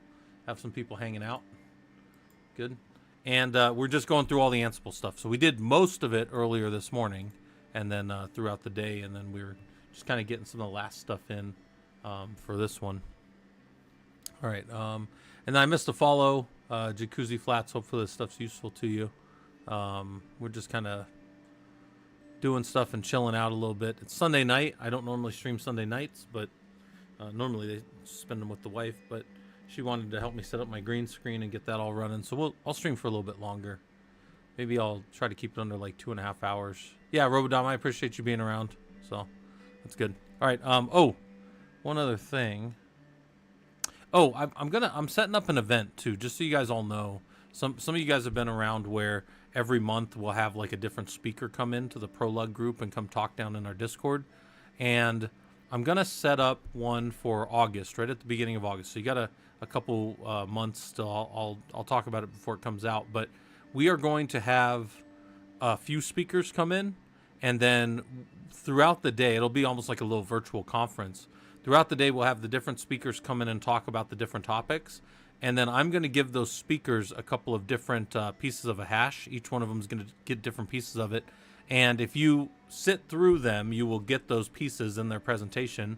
And the person that gets the most pieces, it'll be almost like a little puzzle hunt, or like a, what are those things called? Like a scavenger hunt thing. There'll probably be 4 for each of the presentations. And I don't know, we'll have some kind of prizes for people that do the most or get the most out of the presentations. Or maybe I'll have them do like a little project or something each, or something for you guys to go look up and answer some stuff. And then the person that answers that stuff the best and sends it to me, I'll give them some kind of like Humble Bundle award, or some kind of, I don't know, gift cards. People tend to like Amazon gift cards or something, so we'll do something like that. But I want to make it something that you guys can also come do. It'll be free. Anybody can come and hang out. Those talks are always free, by the way. But I'm going to get all the people that have come and talked to the group before. I'll probably get Jared here. Jared's been talking to the group a lot about data analytics and stuff.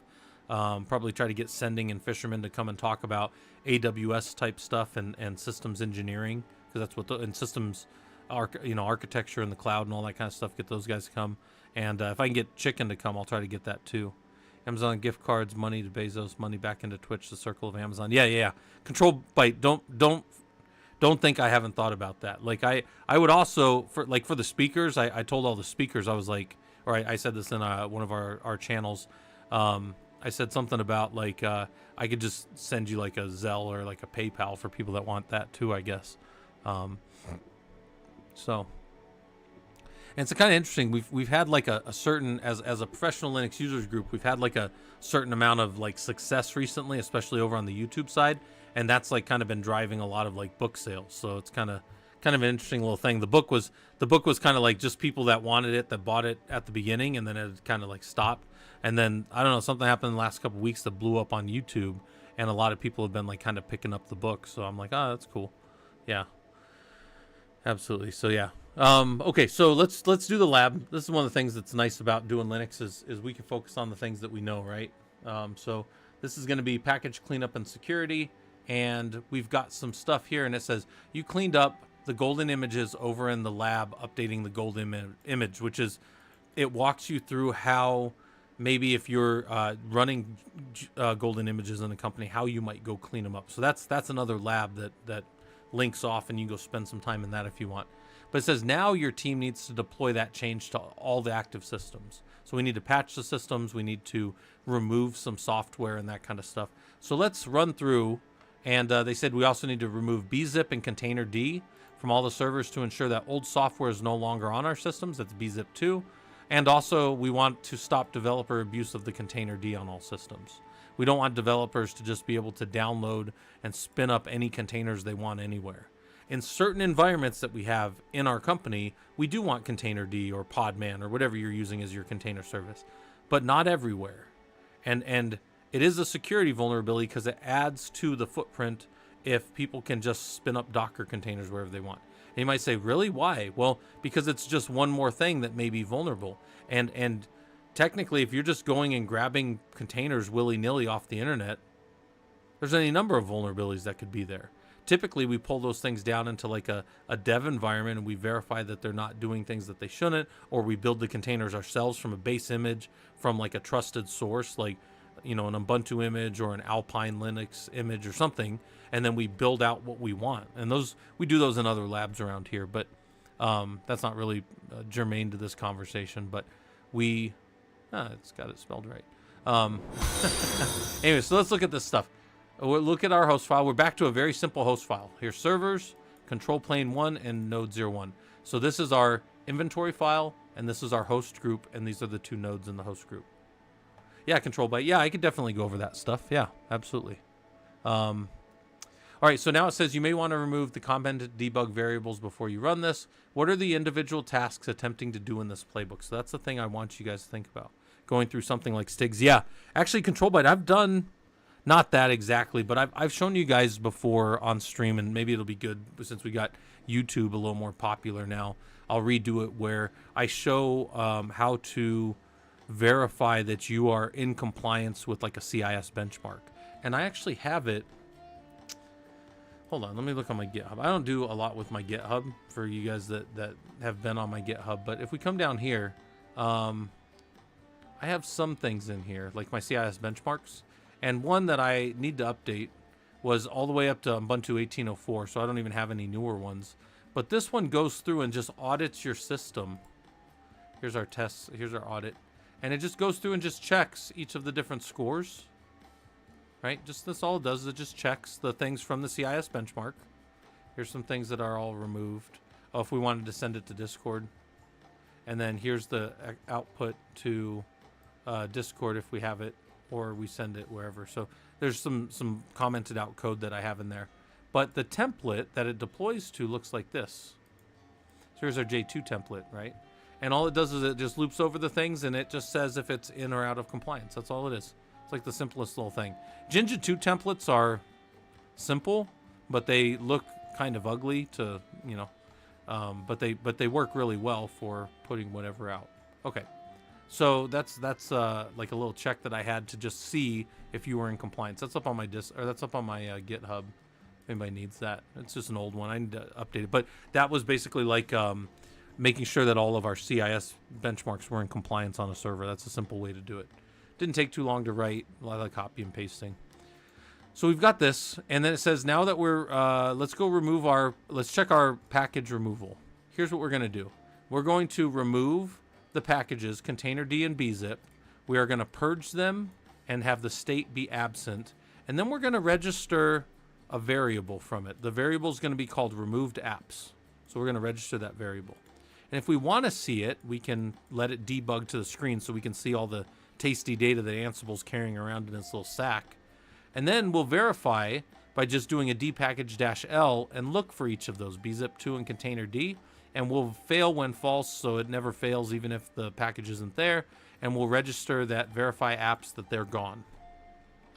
And then we can debug that if we want to.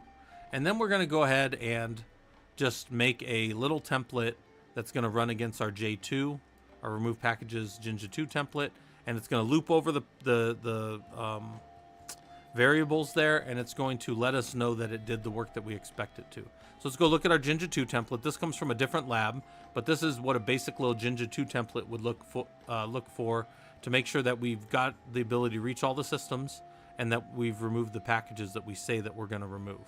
Okay, so good. Let's run it, right? We've seen all the pieces. Let's run it. We don't need to talk about it forever. We'll just run it.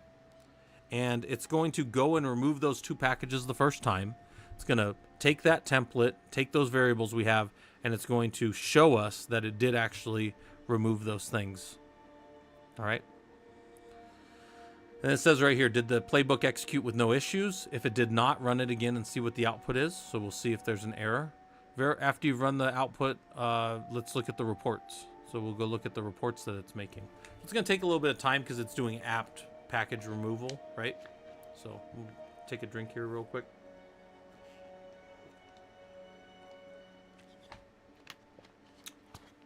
Also, Trelligan, thanks for the follow over on the Twitch side. I don't know why it didn't tell me, or I didn't see it pop up. Maybe I don't know, maybe I wasn't paying attention. And then also Jacuzzi Flats. Hopefully this stuff's useful to you guys. But I appreciate the follows. Keeps me motivated, keeps me working. It's funny that in 3 years of Twitch, I have less viewers or less follows, likes, whatever you want to call it, than I have subscriptions on YouTube after only 2 weeks. It's kind of funny. Just shows that like YouTube's like a really deep pond, I guess. Right? There's a lot of stuff going on over there. Let's run. Before I run it again, let's look at our output. Output says exactly we're checking the remove packages report template. So that's what we're checking. That's the first one that it found, and then it said this is system validation at this time. That's UTC time, right? And then there were no unreachable systems, and it removed these packages. Or, more correctly stated, they are not there. That's what this is proving. It does not say, because watch, when I run this again, it's not going to have to remove those packages again, right? We all agree with that. But the report is still going to say remove the packages that they were removed. Watch, so we'll run it again. There's our first one here, and here's our second one, and it says it was removed. Now, strictly speaking, that is true. It's not lying to us. It was removed at some point in the past. It was not removed during this playbook execution, though. So this may better be worded as package bzip is not present, right? If I wanted to change that, I would vi my root template, whatever that template is, .j2, right? I would go and change this to say whatever package we're looking at is not present. Now, strictly speaking, though, it was at one point removed. So that is true in some way. I just think it's a little misleading to think, oh, it was removed in this execution of the playbook. It was not removed in this execution of the playbook. It was removed sometime in the past. By the way, is this thing moving too much? Hold on. Is it better forward or back? I feel like I need to grab that and pull it that way so it's better. But all right, we'll leave that for now. All right. Oh, anyway, so let's go look at this again. and then now it says is not present, which I think is a little more accurate to the right. Here's the previous runs of it, because we're keeping all the runs of it, and we're doing a newer ISO 8601 basic short execution each time, right? All right, so anyways, check, boom. Look at you learning Ansible. You used Ansible to remove packages that were not security compliant in your organization.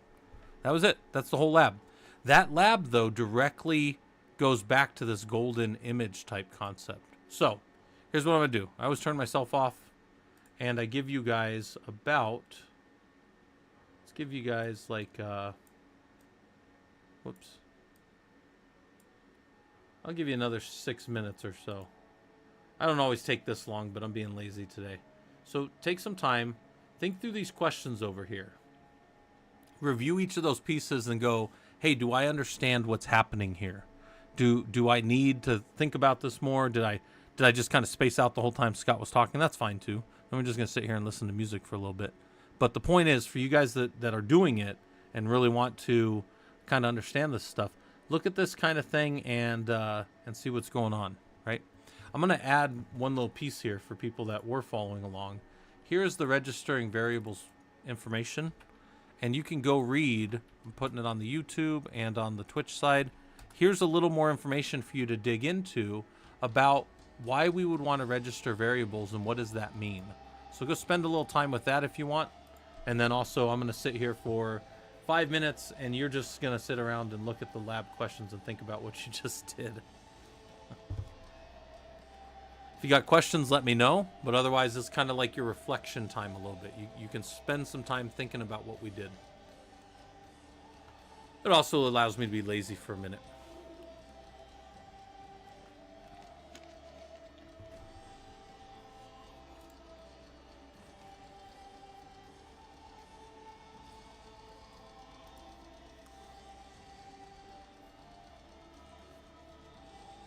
This is me over here.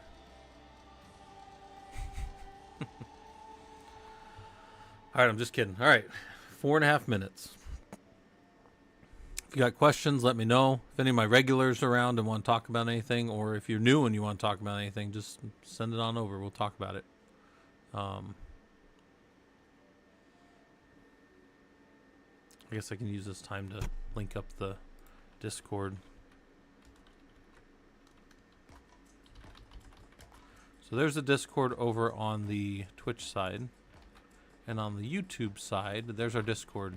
The goal of it is to tell you guys about, who we are. We are a group of kind of Linux and systems engineers, security engineers, architects, all kinds of different things. And we don't charge anything for hanging out with the ProLug, the Professional Linux Users Group. That's what that Discord is. It's, it's free. And you can just come in and hang out with other people that are interested in seeing you go from being a hobbyist to somebody that's doing this stuff professionally. That's the whole goal. It's the whole reason I ever turned on a stream. I'm already a college professor and an engineer, but I was running this group for a long time, and the goal is just to get more people coming and doing it with us, and hopefully getting you to be able to do this professionally, because I'm very convinced that you guys can do this stuff. If I can do it, I assure you most of you can do it. So that's what we do. Yeah, do all the Linux. Agreed. That's our thing. In fact, if I switch between our streams, that's our. You guys don't see the intermission or this other stuff very often, but every time I transfer or transition, it always does the do all the Linux for you. So there you go. All right, I'm gonna give another 2.5 minutes, and I'm just gonna sit here and wait, and then we're gonna go.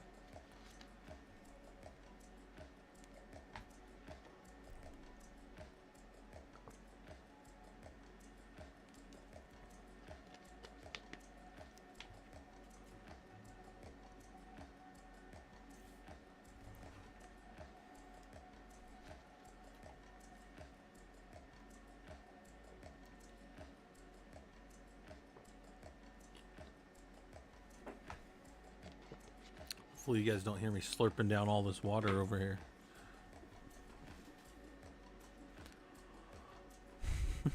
I'm just kidding. I realize you guys probably hear me, since I have my microphone literally right in my face now. literally right in front of me.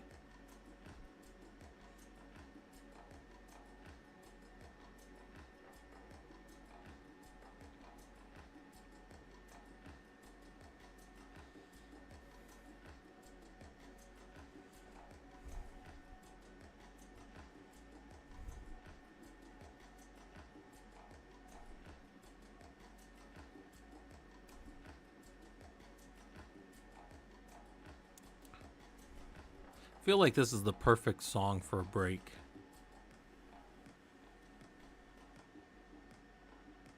All right, one more minute of break and then we'll get back to it. I think people just came back from commercials over on the Twitch side.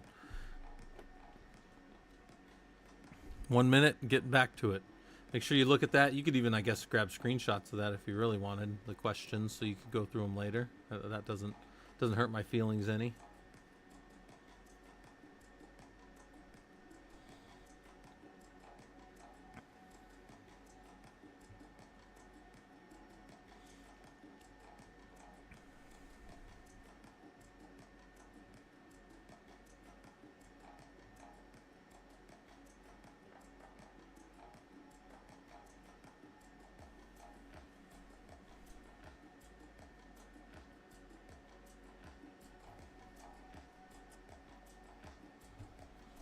All right, so give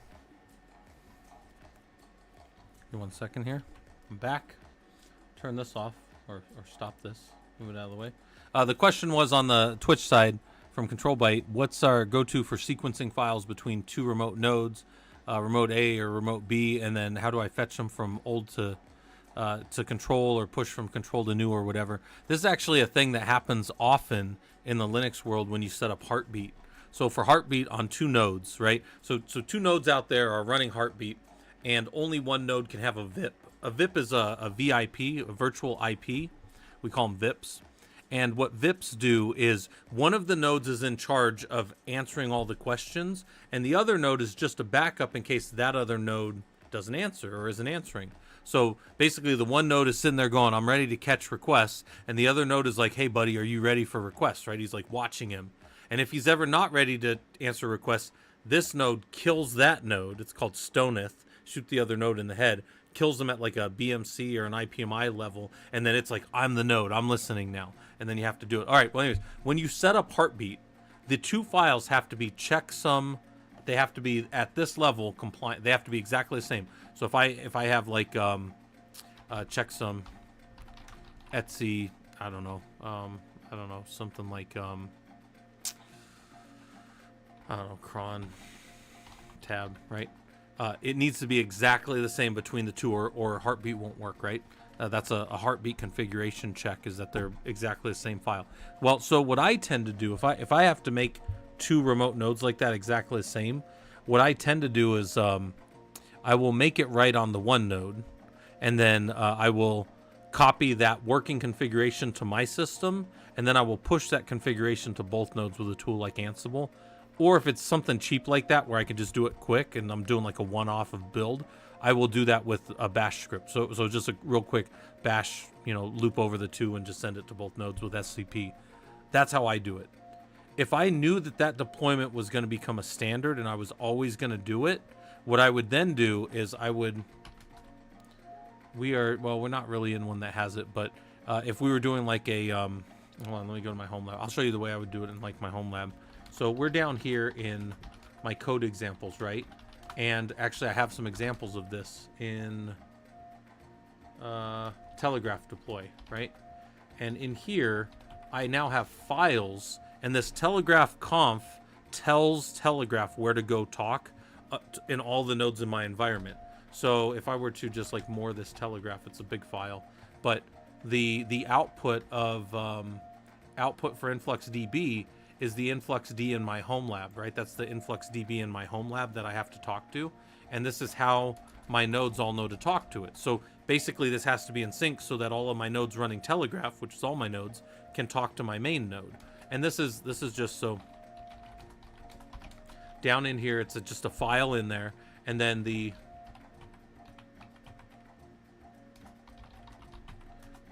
Telegraph, all it does is it pushes over that source to all my nodes. and that's a way to do it, Control Byte. So the question there too is kind of like, how do I keep those things working in like a production environment? Well, when I'm doing it as a test, like none of you guys would want to watch me work. I tell you guys often, like I probably just look like an insane person, just hacking away and getting stuff to work. But then the only thing people ever see when I'm done is the finished product, right? So what I would do is I would get this telegraph file right on one node, and I would get my node. In fact, when I built this originally, it was in this node. I got it working. I got P01 Jump 1 sending data over, and I was like, okay, Telegraph's up, InfluxDB is up, and then that's when I went and built Grafana later. This was my first time building Grafana. Got all the pieces working, all the data are flowing the way that we need them to, and then I pulled that file down and I staged it, what I call staging it, in my configuration. So if I cd up to files, it's just sitting here in that role, ready to go to any node that needs it when it's time. And then even though I already had it right on this node, if this node was part of the deployment, it would just run. This copy is going to still check to see if it's there. It's Ansible, so it's doing its checks and stuff, and then it's going to see it doesn't need to do anything, so it's going to skip over it. So that's how I would do it right there. And if you ever changed this file on that node, then when my Ansible playbook for my deployer, if I deployed it like every month or something, or deployed it with new things, it would set it back to the original configuration. That's one of the things that copy will do, is it'll just overwrite the file that's there. If it's a different, it does a SHA-1 sum on it, and it'll check to see if it's different. When it first does it, it's an MD5 sum. But when it goes and checks it later, it's a SHA-1 sum. So that's how Ansible works under the hood. Yeah. So Control Byte, again, if you watched me in my dev portion of the day, like when I'm doing development stuff, you'd be like, this guy is absolutely insane. But once I had it right, once I had it good, I would pull it down and stage it like this, and then everything would be built like that. And then everybody else would just be like, Scott's brilliant, Scott does everything right. And I'm like, you have no idea what it cost me to get here. Like, you have no idea the madness and insanity that is me to get us to this point, right? And I've gotten better at this over the time, but my point is, my point being is, so for guys on the YouTube side, you're like, what the hell is he talking about? So Control Byte asked, like, how do we get everything synced the same way? And this is kind of what my process would look like that. I have some other ones. Another one that would do that is Promtail. And then in the Promtail, under Files, there was the Promtail executable that I was pushing everywhere, and also the service and the local config file. So all of these things had to be pushed. And then if we go up to our tasks, when I did this Promtail push, all I did was grab from the files directory. So look, in the source, it's item.name. So here's our name, Promtail Linux AMD 64. That's it under files. And then Promtail local config.yaml. Boom, there we go. So there's our copy of everything. Promtail service gets pushed over down here in a different copy. And I think the reason I did that it was going to a different location, and I didn't want to put the full paths in here because the full paths aren't right up there. And I think to deconflict one of those many ways to do things, I just said, I'm not going to try to think through the logic of it. I'm just going to make a new copy. Guys, there's a lot of ways to butter bread, man. Like, some people like to put the butter on and then spread it. Some people like to get the butter warm on the knife and then spread it. There's a million ways to do it. This is just the way that I chose to do it. Probably I was being lazy, or I was on stream and I was panicking. I was like, oh God, the logic, and then I just skipped, right? But then when we're all done, we restart the service. Now, this might look different than what you guys saw before, because before, instead of using tasks and handlers, this is a task. This will always run. So remember I told you guys, like, we want to use tasks and notify handlers? I really should pull this out, and each of these should have a notify.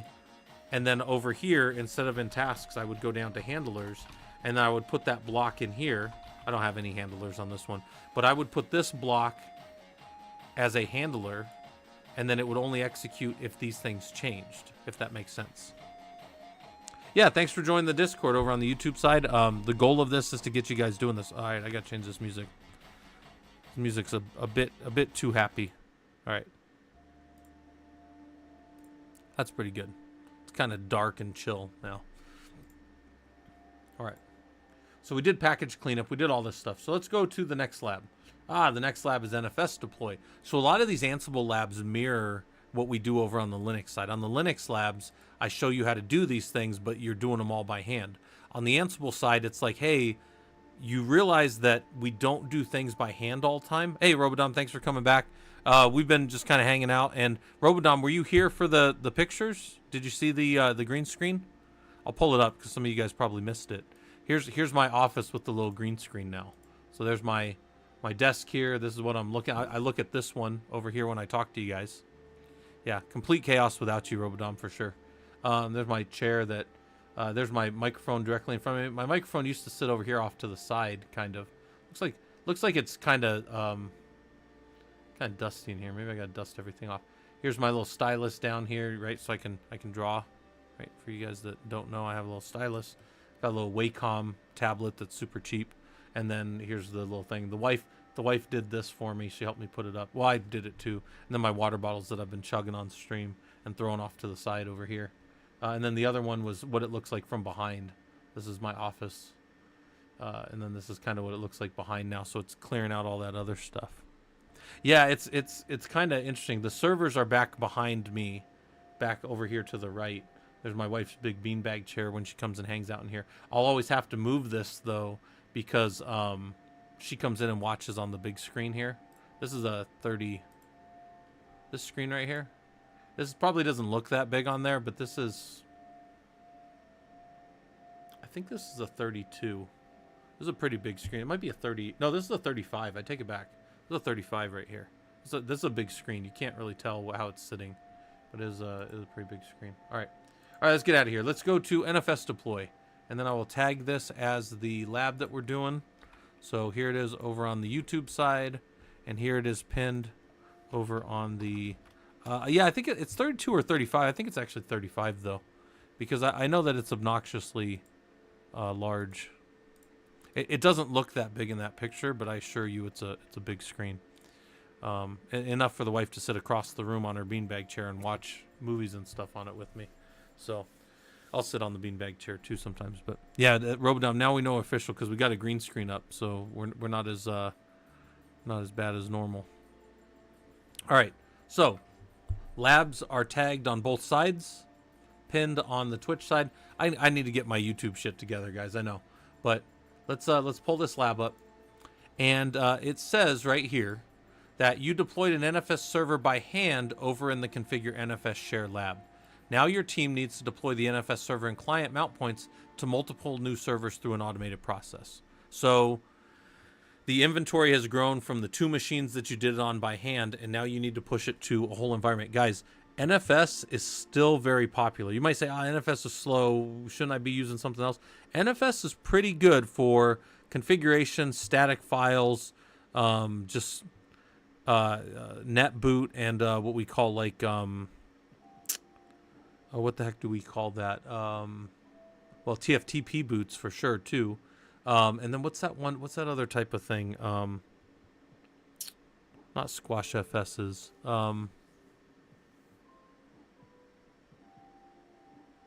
I can't remember what it's called right off, but basically the point is NFS is fantastic for some of these things still. It is not a dead technology. They have NFS version 4. It's got a lot of controls and security built into it. They actually have a lot of replayability of data. So if you lose a connection or you have to jump to another node, NFS 4 can reconnect, and you don't have to restart the whole process over like you used to have to with NFS version 3, right? So there's a lot of added benefits, and it's actually pretty robust. But we're not doing any of that stuff right now. We are just setting it up, and that's super simple for us. So let's go look at it. We cat our root host file, and we see that we now have this type, right? This could be any name we want, guys. I just used type because that made sense. And we have client and server. This is the name of a variable. It could be any name we wanted. We could have called it Robodom if we wanted to. It doesn't matter. And then we're going to make a directory for our Ansible roles, and then we're going to cd down into that directory, and we're going to make 2 galaxies. Now, we've made the galaxies in a different lab, so we're not going to spend a lot of time looking at them. But suffice it to say, there's nothing up my sleeve. There's nothing in this directory.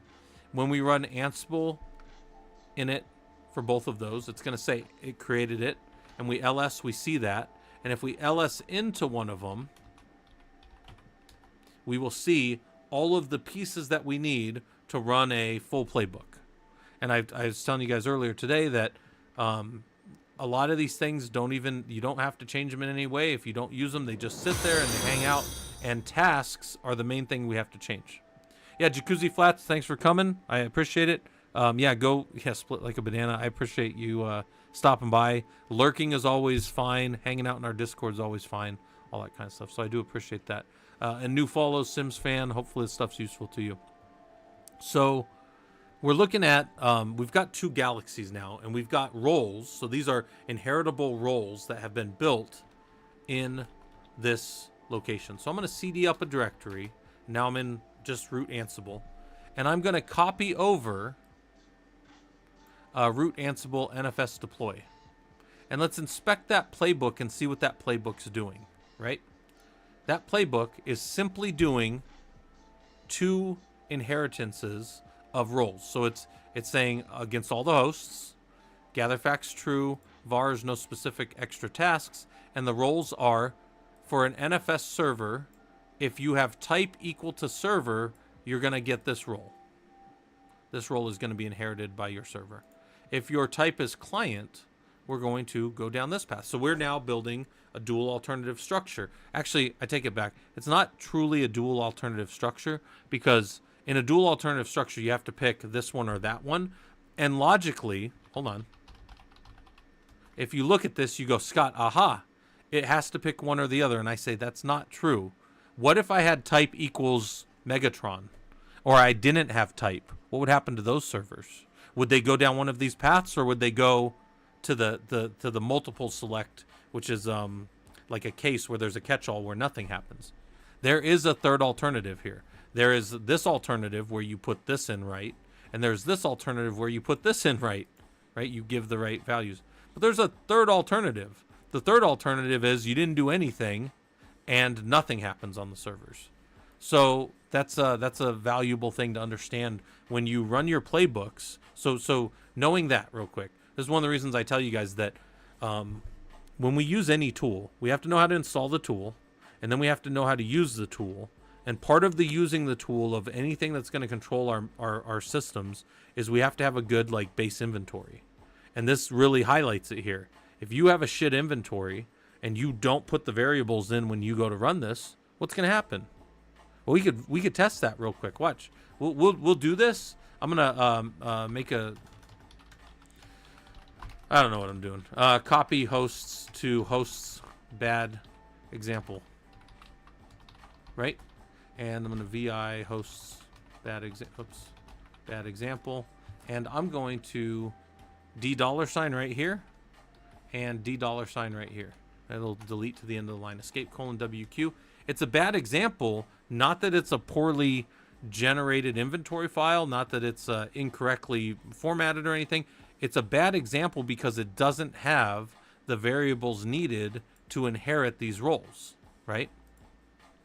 By the way, if you've been doing all the labs with me up to this point and you go, Scott, that's a new thing that you haven't done. I do this a lot in labs where I just introduce new things because I think that you've touched all the other pieces enough. But now you see this new thing and you go, okay, well, if I can get this to work, then I can go modify this in any other way. So a lot of times it's like I just add, 5-pound plates on either side when we're in the gym. And you're like, oh, I can bench that. Oh, okay, good. Or I can deadlift that. You only added 10 pounds to it. Of course I could do that. And slowly over time, we're adding more and more pieces to these playbooks to make them more complex, more robust and capable and stuff. All right, anyways, let's come down here. Let's add, then, there's some things we have to add. So we copied that one and made that. Let's copy over our answers file to our server portion. So we're going to build our server information. And if we want to go look at them, we can look at them right here. And it looks like this. So here's how the NFS server is going to get set up. A lot of this stuff directly relates back to this other lab. So if you went and did the lab by hand, this stuff will make more sense, but I'll still talk you through it. Very first thing we have to do is deploy the package, the software that's needed. So we'll use the apt module for that. That module goes out to the configured repos and says, does anything have an NFS-kernel-server package? It finds it. It updates it to the most recent version. If I had a very specific version, I could give that. If I had a requirement that it has to be greater than a certain version, I could have that too. And if you say, well, Scott, how would I find that? You would go to the apt module. So you would go like this. You would say apt module Ansible. This is a way to do it. You can go look here, change back to version 2.9 because we're on version 2.9. And then we go down here and we read a little bit about how this works. And I say, I can do an exact version. I can say at least a certain version. Let's see if I can find that. I should be able to say greater than. I can give a specific version if I need to. Or I can also, there's all kinds of other things we can do, guys. But that's why we have that. This package module, by the way, I'll link this to you guys over on the YouTube and the Discord side of things so you guys have it.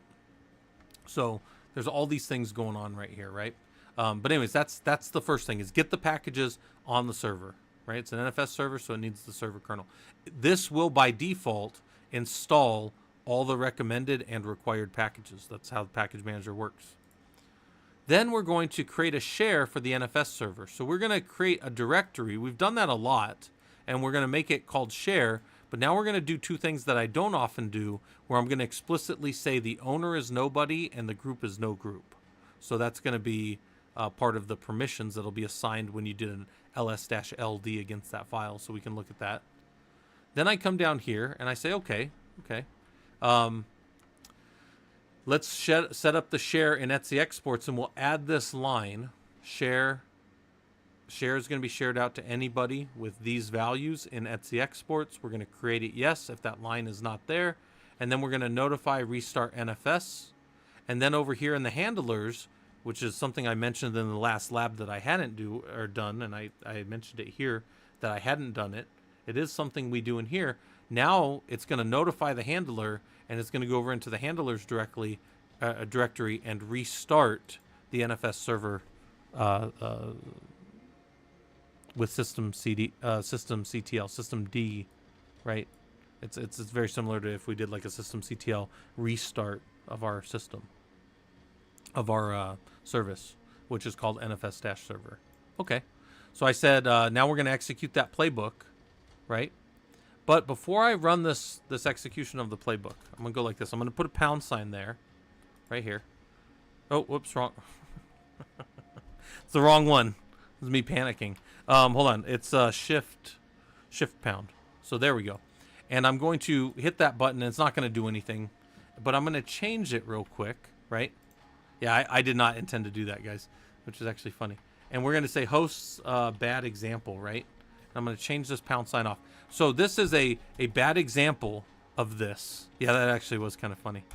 Now we're going to run this, but this is a bad host file, so it doesn't have either of them as a server or whatever. And it says, you broke it. You used the thing and the type is undefined.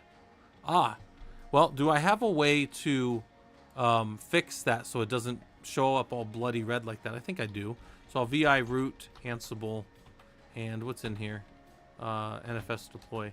I think right here with type equals server client. Maybe I can't do it here. But if I go into, let me think here.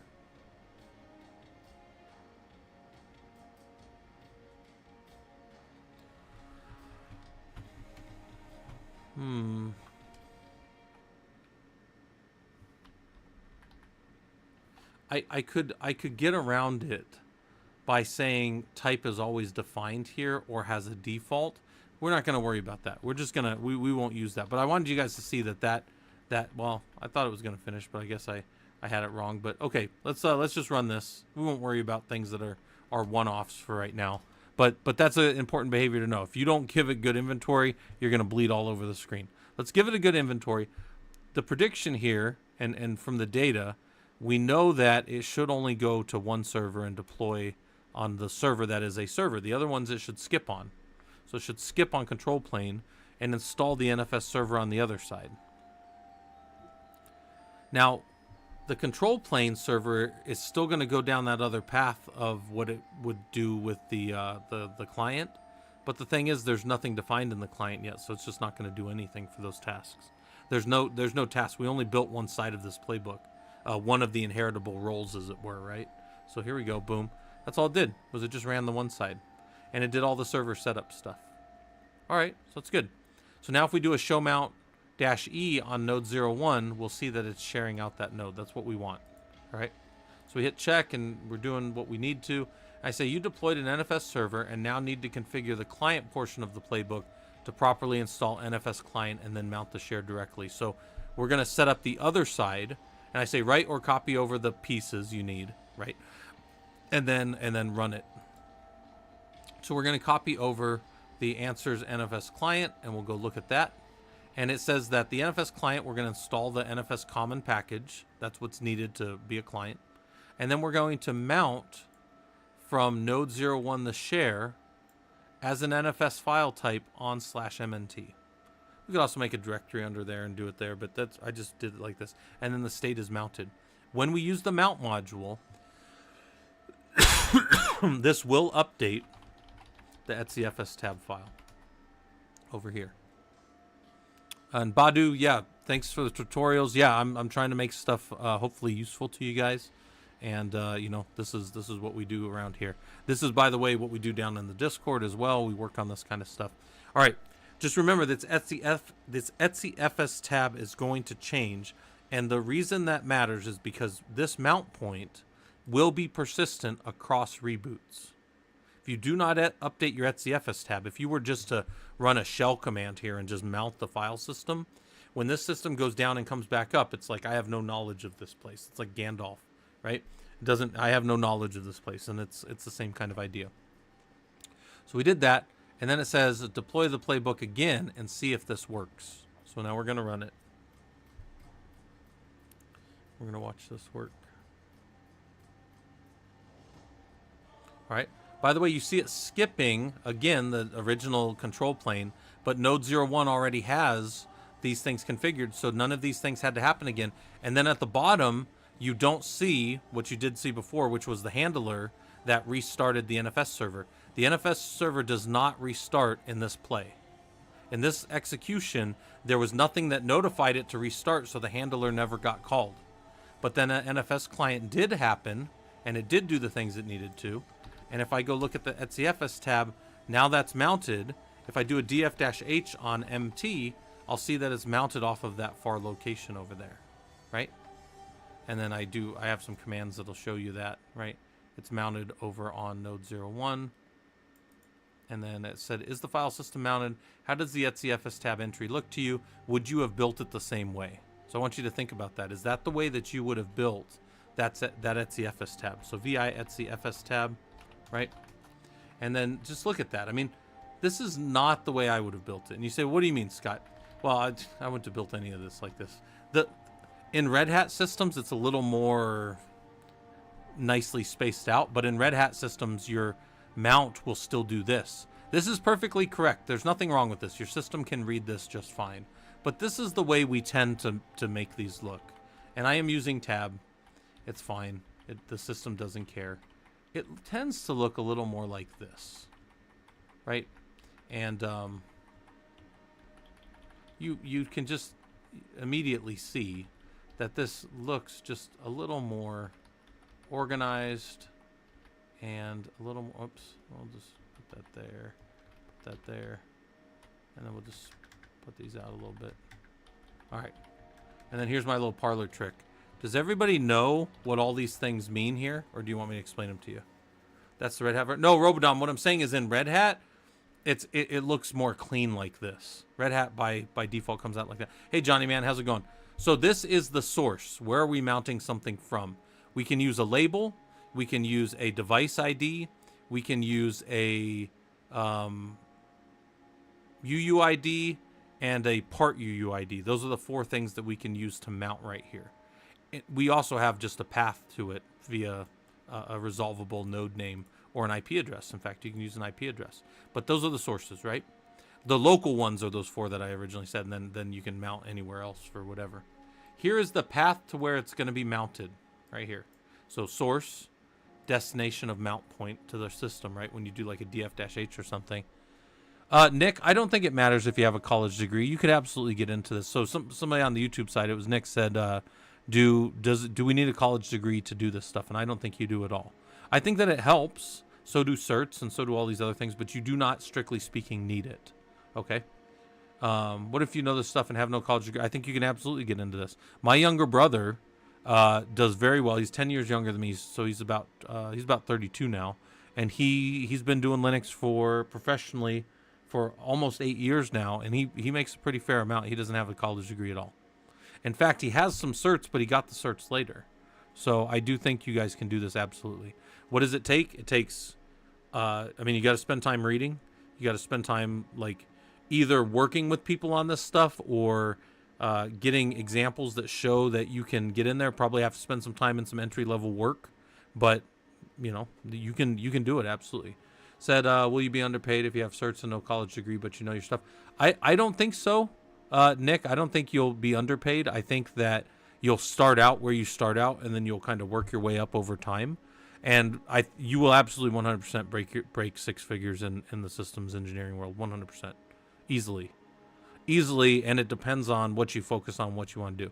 I don't so I'm a college professor, so I'm legally bound not to tell my students stuff like that. For you guys online here, I can say whatever the hell I want, but but I will tell you this: if you go look up what the average CKA makes, that's Certified Kubernetes Administrator, somebody that goes and gets that cert and can prove that they know the stuff in an interview, the average for that right now is about $175 a year. Oh, Robodom, I cannot tell my students what they're going to make. I cannot tell my students that they will. This is why colleges get sued. You will 100% for sure have a job at $150,000 a year when you graduate this college, whether you're good or bad, Robodom. That is absolutely illegal. That is why certain companies like ITT Tech no longer exist. I was working for ITT Tech when I had just left there when they got crushed by the feds. Yeah, it was insane. A plus, and I have AZ900 studying PowerShell. Nice. Nick, I have some. I don't advertise it much on here, but I have a bunch of stuff on PowerShell in our Discord, mainly these little project type things. Less than T. It's absolutely, yeah. In fact, look, I'll tell you guys something. So some of you guys know that I'm working through my own college degree. I'm getting my doctorate right now, and I have 2 master's degrees, so there was no reason to go for more master's degrees. But and a full aside again, real quick, I was talking about this earlier. I don't talk like I talk on here to sound smarter than people. I tell you guys all the time, it does not matter if I'm the smartest guy in the room. None of that matters. The reason you guys hear me being pedantic and talking through this stuff like this is because for some of you, and for my college students for sure, this may be the only time you hear somebody talk like this. So if you're going to spend some time with me and we're going to hang out, I am going to talk to you guys in the way that engineers talk to each other. Because maybe you break rocks all day, man. I did roofing when I was younger. Before I went in the infantry, I was a roofer. I did that stuff because my uncle had a roofing company, and it's fucking hard work, man. And then you come home and then you go watch a stream, and the guy's like, "Oh, that's all you got to do. You just got to be real good at stuff." But they don't talk to you like an engineer talks. Then that's a waste. So again, I tell you guys this all the time. It doesn't matter if I'm the smartest guy in the room. I'm very rarely the smartest guy in the room full of smart engineers I work with. But what I am is a guy who can build things because I understand these simple things, right? So, yeah, less than T. By the way, I just got back from vacation. I was showing you guys vacation stuff earlier. Nice, Nick. Yeah, I have 4 brothers. There's 5 guys in my family. There's 5 men in general in my family. There's 4 of us went in the army. 2 of us deployed to war zones. I went to Iraq in 2003. My brother Tommy was in Afghanistan in 10, 11, I think, somewhere in there. He was in around there. And then we were all kinds of other stuff or whatever. Yeah, less than T. This is the same exact mic. I just moved it over. Yeah, and less than T, if you watch this later on Twitch or on YouTube, if you go back to the beginning, I went through a bunch of pictures of stuff too. And video. So that was kind of fun. Something about PowerShell. So I have some PowerShell stuff, little challenges up in our Discord. So if you ever want to go do that stuff, yeah. I have no sisters either. I have all brothers, so kind of a fun one. And then G. Henry said, how often do I teach this course? G. Henry, this is all I do. I just get on stream and we just talk through different labs that we have. We have 57 total labs that I've built. We have 3 that Fisherman's built, and he's got some other good labs. He's got one that shows you guys how to deploy a little LLM for like a large language model and teaches you how to like sit there and talk to it. Fisherman, by the way, is the guy who wrote our bot. So if you go on our Discord and you see the little bot that's always being a smartass and talking shit to people, Fisherman wrote that bot. Well, he wrote the bot that goes and takes any requests you do, does the API call, gets the data back, and sends it over to us. It does all kinds of other things. One of our other guys built a little bot that will build your golden jacket if you're doing your AWS certification. Some of us were working on AWS for a while there. I've had to kind of back off of it for a little bit because I've been working on other stuff. But back to this lab real quick. This is where we're sharing, where we're mounting from, where we're mounting to, the version. So ext4 is a common file system. XFS is a pretty common file system. Some people like ButterFS. You won't run into that much in the professional world.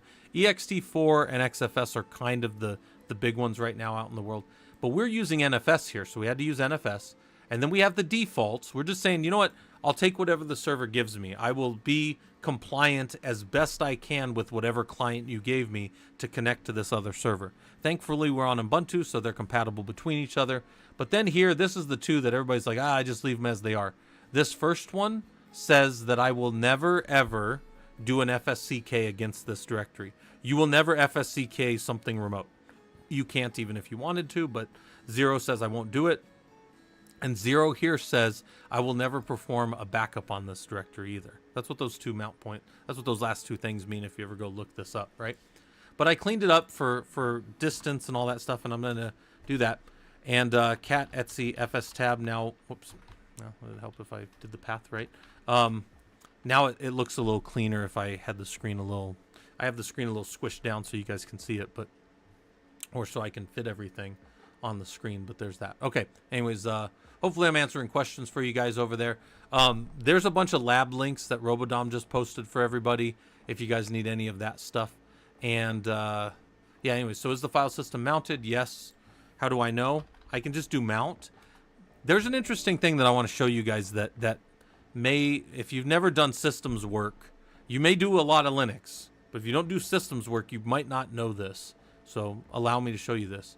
Did you know that mount, right here, the mount file, or when you run the mount command and you get an output of mounts, it's actually reading Etsy mtab, so cat Etsy mtab.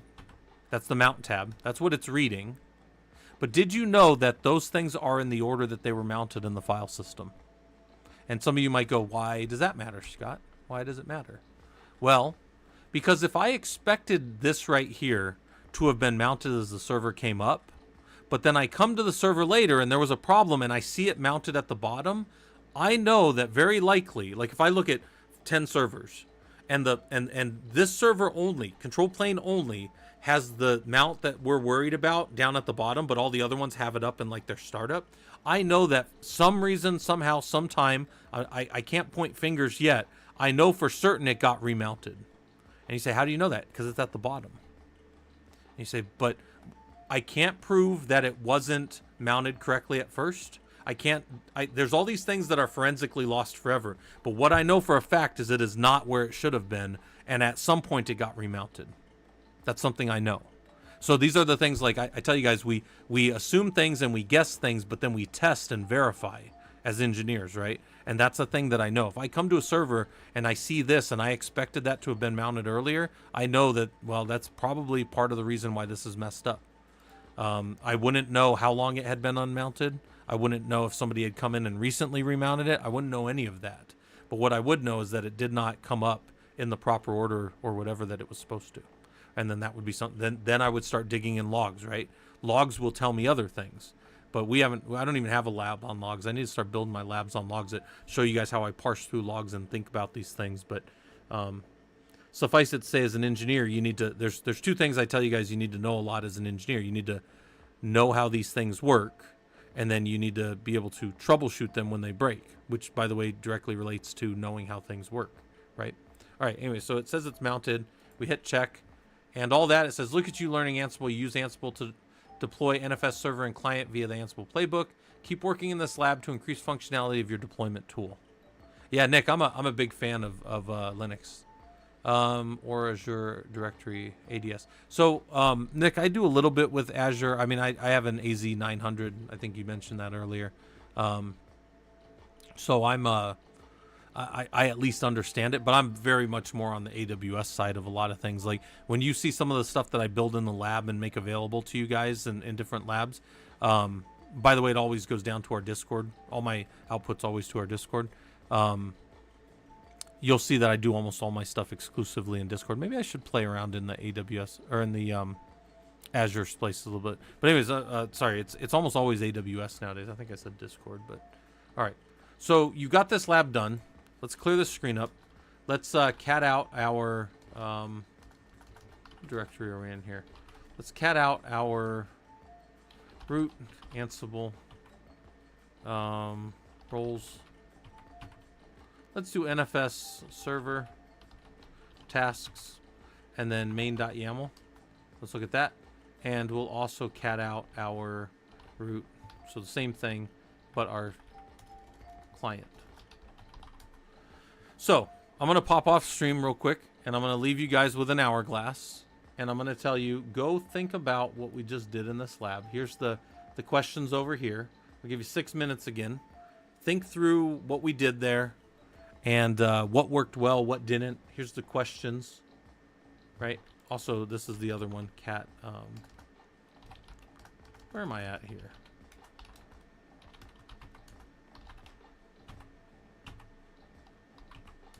What are these things and how do they work? What does show mount -e show? Those kind of things. All right, so I want you to think about that a little bit. Anything on Active Directory domain search? No, I don't do anything with that, Nick, on here. But I might be doing some more of that soon since I've been running some college classes on it. And I've been having to brush up on some of that stuff a little more as well. So I may make some of my own stuff on that stuff as well. PowerShell stuff is up in the Discord. So the question was, where's the PowerShell stuff? Again, I have it very shamefully hidden. I think it's in our... Let me see. Is it in labs? Hold on, let's go. So the question was, where's the PowerShell stuff? I think if you go way up to the top of labs, I think. Hold on. Ah, yeah. It's, well, no, hold on. Those are the PowerShells. That's the other stuff.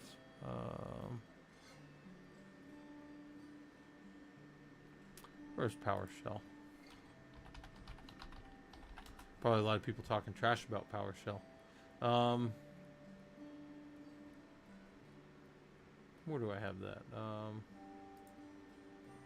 I thought it was in labs. But let's check in presentation. I don't think it's in presentations because I built this channel way later. That's AWS Certified Solutions. Nope, it's not in there. It's not in these. I don't know where that is. I 100% for sure have it up on the server somewhere. No. Hold on. PowerShell. It's called Challenge. No. I know for sure they're called Challenge. Because I actually did them as a challenge. There's some old Army coin stuff. Hold on.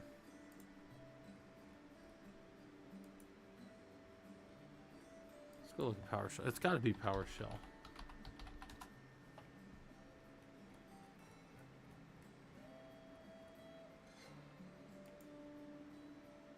I got these stupid things.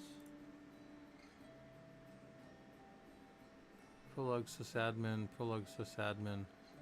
Off-topic resources. Oh, there's PowerShell stuff. Okay, so you got to go to off-topic resources here in our Discord, and then it's at the very top of it. So off-topic resources there. I haven't been in that channel in a while, but these were old PowerShell challenges that I wrote actually when I was at AAA, and there's 10 of them. And then this was actually one of our guys wrote this from it at the end of them. This was his PowerShell. He did really well. This guy actually got promoted a couple times over at work, not because of stuff that I did. Guys, don't think it was because of something I did. He was the guy who was smart and did it. But he wrote these as part of my challenge. He actually wrote them and sent them over to me as a challenge response. All right, anyways, that's so that answered a question, I hope, for somebody. Let's here, you got a few more minutes. Think through the lab. Might need to make a director or file system for the stuff on Discord. Yeah, Robodom. Yeah, I very shamefully keep the PowerShell hidden so nobody knows that we do it. All right. I'm gonna take another break real quick. I will be right back. I haven't taken one because I was talking. I'll take the break real quick. I'll be right back.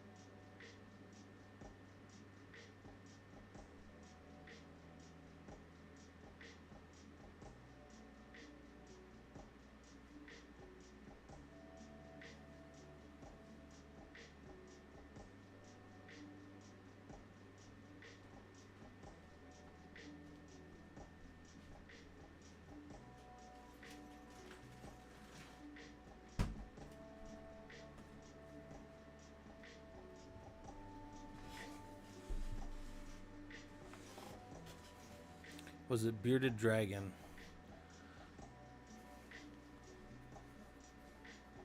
I'm not sure what that is, Robodom.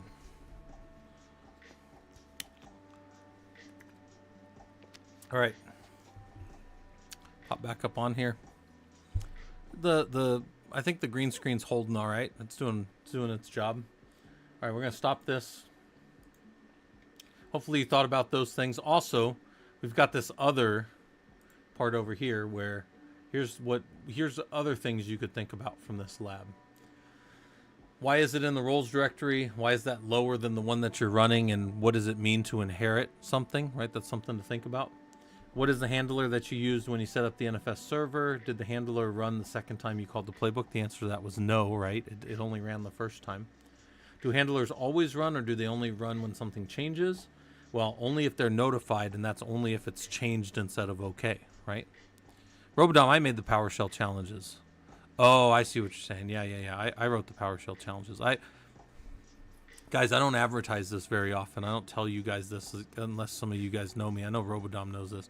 But when I've been a platform engineering lead, I had 3,500 Windows servers as well that I managed. But I'm the tech lead, so I would stay mostly on the Linux side. And I really only, if you look at my resume ever, and I've showed you guys my resume on stream, I really only go over, I really only talk about the Linux stuff. But I have a Windows background as well, but I don't really advertise that very much. And PowerShell, I know people that like understand all the nuance of a language hate when you compare things, but PowerShell to me, it reminds me very much of like using JavaScript professionally for some time, and also using Perl. So those are all in the same vein to me of like how they work. But I mean, to me, it all works very similar. So it's not hard for me to do it, although I don't do it professionally right now. But anyways, here's the other thing that you could do, and then now we'll do one more lab. I'm probably going to be done after this next lab. But this lab comes from something that is a big part of being an engineer, and it's a big part of. I got asked earlier. I get asked this probably more often now, but I got asked earlier, why do you use Windows to get into Linux? And my answer to that is always the same, because it doesn't matter what tool you give me, I can be productive, right? Like I am not a junior engineer that thinks only if I am at this terminal and I've set up my environment for 3 years, do I have any ability to be productive? You can drop me into the middle of nowhere, and as long as you give me a connection and a terminal and I can get into the systems with the access I need, I can be productive. And that's whatever you want to call that, but that's me. That's just a fact. Like, I've been doing this for long enough that I can be dropped in anywhere and I'll be productive. So where I'm going with that is I don't sit around and worry about what the mechanism is. Like, if I'm in a putty session like this, or if I'm in a shell session or a TMUX, it's absolutely irrelevant to me. It's as long as I have this, and when I type it does the thing I want it to. Yeah, you could probably make me less productive by not giving me a keyboard. Give me one of those little things where I have to go like this to set letters and stuff. I don't know if you guys have ever seen one of those things.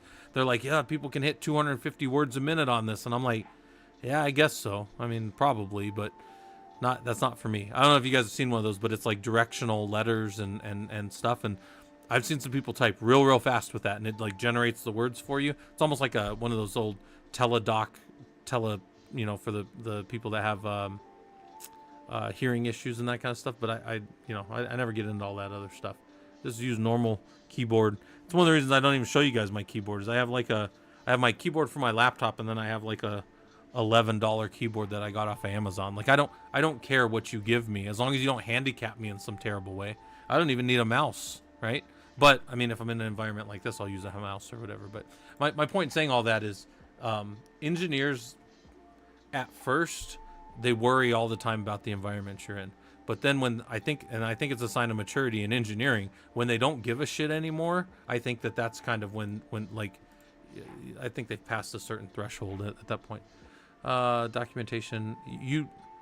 Mariano asked, do you need to read documentation to be good at links? I think you do need to be able to read documentation. Now, that being said, I only think you need to go down in the documentation deep enough to find what the answer is, and then move on your way. It's the same thing I always talk about. Like, if I throw Robodom the keys to my truck and say, go grab something from the store, and he turns the truck on and it starts, he's just going to drive off. So if I do a command like this and it works, then I'm not going to dig in anymore. But if it doesn't work for some reason, I do ping, right? I do that and it breaks. Then I go, well, I don't understand this. I need to go figure out better how that works, right? And then I'll go read the documentation. Man, ping. Here's the ping is to send an ICMP echo request to network hosts.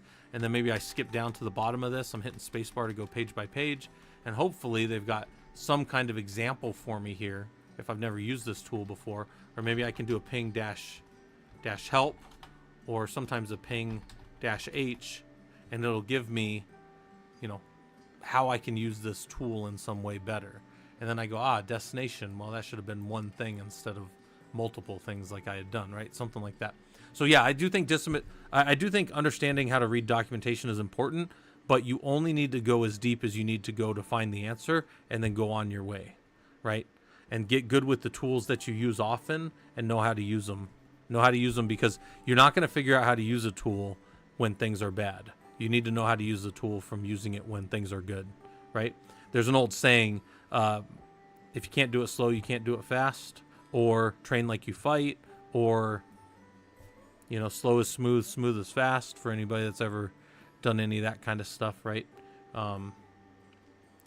It's typically like, anyways, it doesn't matter. Pull up over here and look at this, and I'm going to clear the screen because I was just typing on it. It says, management has requested that you provide system information about all the systems in your high-performance compute cluster, that's what HPC means, and give them in a format that they can digest via Excel. You have decided to build an Ansible playbook that can report out to CSV. Now, you guys might go, no, there's no high-performance compute cluster in all the world where they could possibly have lost a bunch of information. They're all perfectly documented. And I'm going to tell you, sadly, that's not the world we live in, guys. I work in many high-performance compute clusters where things have just drifted. Things are different. And over there's this quiet little dirty place that we don't go look at. And those 12 nodes are just down forever. And I say, no, we can clean these all up and bring them all back in with a tool. The tool I tend to use is Ansible, but XCat's a good one as well. So is Werewolf. And we can wrangle this thing down and understand all the pieces of it. Mariano on the YouTube side said, what are some good exercises I can do to get better at Linux? I only have a week into it. Mariano, I would tell you, get your hands on the keyboard as much as you can. Find all this stuff in here. If it's not one of my labs, there's all kinds of other Killer Coda labs out here. And just get your hands on the keyboard. I would tell you, if you spent, let's say you spent 30 minutes a day just working on Linux, and all you did was do like 100 commands, and you just saw things happening, and you weren't really learning a whole lot, but you were at least typing things in and getting some practice. At the end of a month of doing 100 commands a day, you would have 3,000 more commands than somebody who hadn't done that. So what I'm saying is you would get a lot of kind of experience. By the way, here's us, Ansible and HashiCorp. Those are labs that we've built, me and the ProLug group, right? All right. So management has requested this. This is kind of common. Management needs to be fed things in a CSV format. Your management's always going to want stuff like that. Yeah, absolutely, Mariano. And by the way, we have a Discord. Robodom just posted it. You're welcome to hang out down there, talk shop. See, by the way, guys, one of the things, I talk generically about being a Linux engineer, but there's also storage engineering and platform engineering and security engineering and all these other things that use like Linux as a base.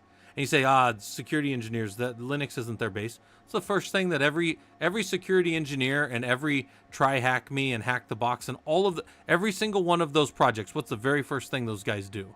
They go download Kali Linux, isn't it?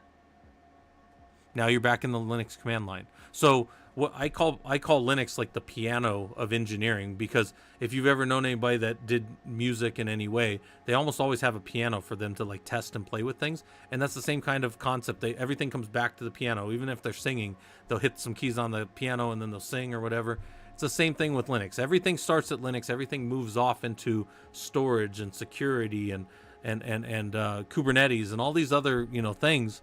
But as a base underneath them, 95 conservatively % of the time, it's all Linux under the hood. So, all right. So anyway, so let's do this. Where I'm going though is management wants some data. The data are lost, and we need to go round the data back up. So let's look at some of these things. Oh, whoops! So we don't want to check it. The validation's going to fail. It's cat our root host. There's our servers. They have a couple of variables assigned to them. That's good. We're going to make some directories real quick. We're going to do root playbook roles and root playbook reports. So now we're going to be reporting to a different directory. That's cool. We're going to CD down into root playbook roles, and we're going to make one single data gather playbook. It is a Galaxy, Ansible Galaxy, and it's going to be everything we need as an inheritable role in the playbook that we're going to build. All right. So now we're going to copy in some of the data into there. And actually, before we do that, let's just cat out what the playbook's going to look like. Simplest playbook ever. Go against all the servers, gather all the data. That's it. Then we're going to copy over this is going to be the main data gathering part of it. And at the top of this, we say, what tasks, what has the management asked us to gather? They wanted 5 things. This is, by the way, guys, I wrote this exact thing for somebody I work with, one of our big high performance compute clusters. 1,250 nodes. Data had been lost. We didn't know over time, with multiple generations of data added, multiple generations of servers added to this high performance compute over time. We knew the name of most of our servers. I have our inventory pretty good, but the make, the model, the processor type in it, and the socket type, we were a little shaky on. Some versions of the hardware, even within like a generational drop, were different. So I wanted to gather these 5 things. I was tasked with gathering these 5 things from the entire cluster. Well, these 3 things gather facts we'll find. So Ansible goes and does factor against a server, gives you like 16 pages of all this data. Well, I can get the server name, the make, and the model out of that. So I knew that. This was something I went and figured out. But processor type and socket, I could not get that way. So I went and I did a shell command, and I did an lscpu for model name, carved it all up the way I wanted to, and registered the variable so I could use the standard output that came back from that command to know what processor type was on my system. And then I did a gather socket, and I did the same thing, and I figured out how many sockets there were on the system. By the way, some of the generational servers, they had all this other information the same, but there was a different number of sockets because they were different architectures of the processor for the node. But that data was lost, so we had to go figure it out, right? By the way, a lot of this stuff, if it looks like I'm moving a little fast, you can come back and play with it and look at the pieces later. I just kind of try to run you guys through it so you can kind of understand it and hold it in your hand and that kind of stuff. We can, in our playbook here, debug everything. So the debug would show us all of these pieces of information that we've gathered. The 2 that we manually gathered and the 3 that came from facts, we can loop over all of them right here. But we're only going to do that if we set our verbosity at 2 as we run the playbook. Okay. And then when we're done, we're going to deploy a Jiu-jitsu template. We did that in another lab. It's something you got to practice and get better at. Let's look at our Jiu-jitsu template and see if we understand. So we'll run our copy, and then we'll go look at our Jiu-jitsu template and see if we understand what's happening here. Now, I get that this is a hot mess. It's a hot mess. It just looks like a big old slab of just a bunch of data. The problem with a Jinja template is if you're trying to build a CSV file, comma separated value file, and you want to output this data in a nice fashion, the Jinja 2 template is not going to be nice. That's an unfortunate thing. Oh, and also greetings from Costa Rica. Nice. I haven't been to Costa Rica, but I was just down in Mexico for a week, so I'm back. I was technically in the Caribbean, over on the Cancun side. I think they consider that Caribbean. But look, so when we do this, we have all of the data. These are all of our header. This will be written once at the top. And then for all the servers we feed in, we're going to loop over these things. So this will be the date right here. Then there's a comma. There's a comma up here. And then there's node name right here, node name. And then node name is the Ansible host name. Then the next comma is server make. Server make is this variable right here, right? And we're going to loop over and we're going to generate this CSV so that we can feed it up to management and they can have all their happy data. And you might say, Scott, would you really have to? I literally did this a few months ago. This same exact thing right here. I wrote this originally to get ready for bringing it over into their environment and write. So I wrote it on my side and then I brought it into theirs, just so you know. If this is valuable, if you like this, if you need to modify this for your own environment, take it, right? I tell you guys, anything here, take it, right? So we did all the pieces. We looked at everything. Now we're going to go on to the next part of lab. And it says, let's run it. Let's see it work. So we're going to do the gather.yaml. And let's see if it actually generates everything we need it to.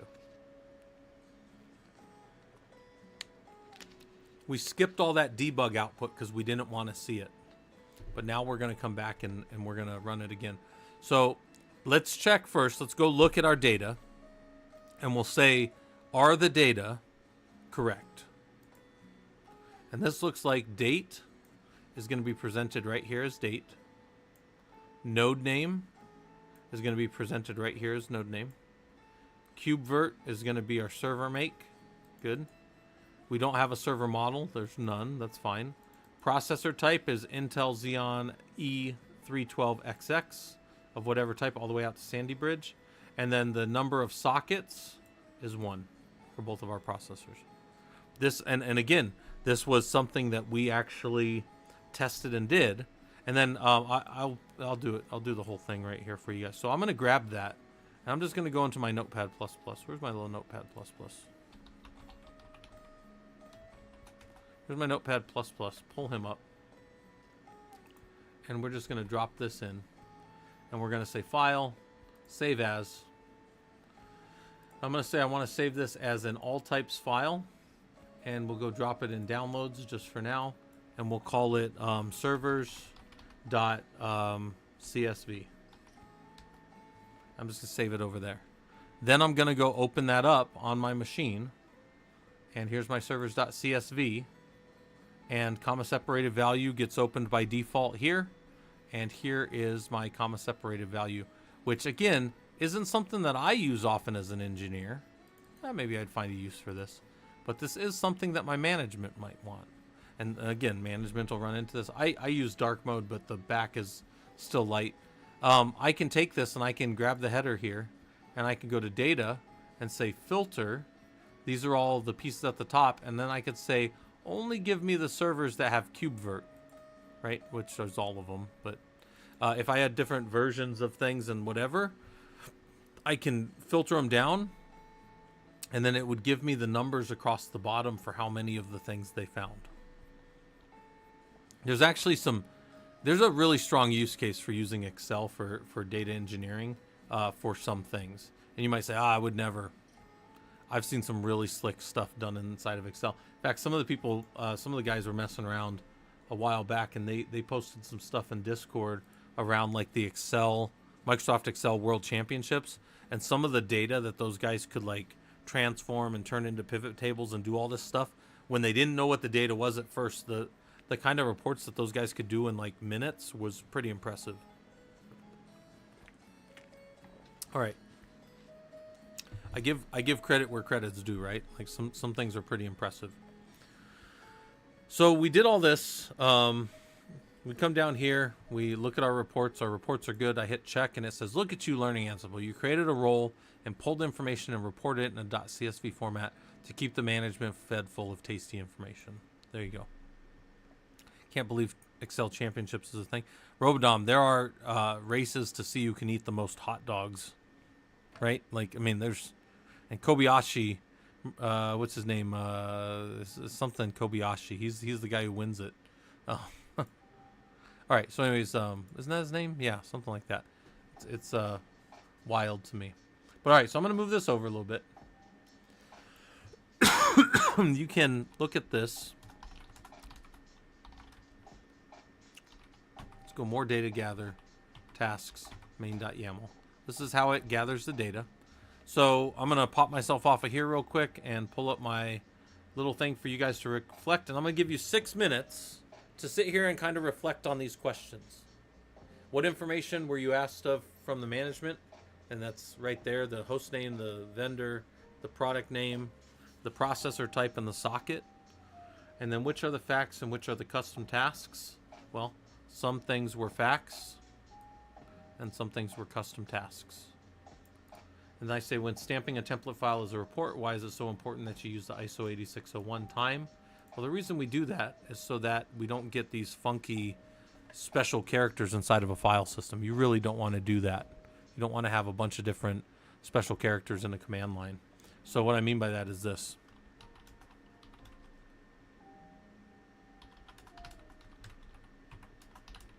So see how this is stamped right here as a pretty nice little report.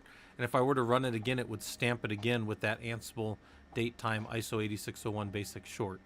But if you said, Scott, could you show me all the file system types or all the different ISO 8601 options? I can say, yeah, we would say Ansible, and then we would say servers -i root hosts. This is a Ansible ad hoc command. And I'm going to do -m setup, which is going to go gather all the facts. And we're going to filter down by Ansible date time. And you might say, Scott, that looks like a lot. We do this in another lab very early on. It's in like the first 5 labs where we go and we just grab a bunch of the different data. And these are all of the these are all the different ways that you can format data inside of Ansible. So why might we not, even though this right here is the most common type of data analytics type format, this ISO 8601, this is used in API calls, this is used all over everywhere. But this is terrible for a file system because it's got these, and then you got to escape these. So I'm going to I'm going to show you guys real quick. I'm going to say touch some file dot, and then in that file, I'm going to drop this. And then I'm going to say more some file, and I'm going to hit tab, and look at that. Programmatically, that is a mess. That is a hassle right there to go and access that file later, either via wildcards or by direct access to the time if you knew the time. That's just a mess in the file system that you got to escape those. So you do not want to be doing that. I just would tell you not to do that. right? Look at that. Even to remove it, it's a hassle. So it's nicer looking. So anyways, here's the playbook. So that's how you would run it. You guys have seen that in earlier labs, but look at all the tasty data. Ansible _date_time dot whatever one of these things you want to call. And then if you want to see the template again, it's in here. It is in the roles, and then it's in the data gather, and then it's in the templates, right? We put in templates, and then in here, here's that. It's kind of ugly, but again, we've got to build the template in the way that it's going to be output, which is a comma separated value, and we don't want a whole bunch of spaces and wasted stuff. So that is our CSV for this. And I ran this again. It's about 1,265 nodes to gather a bunch of data that was lost in our environment. The servers know a lot of stuff about themselves, and we just have to know how to go scrape that data out of there. So there's that. All right. I suspect a lot of people... Oh, it's 10:41. I got to get off of here. But I suspect a lot of you guys are getting tired because nobody's talking. But, you know, we've got this stuff. There's a lot of places for you to come hang out and talk shop with us. And I've basically went through all the labs. I think there's maybe one or two more. But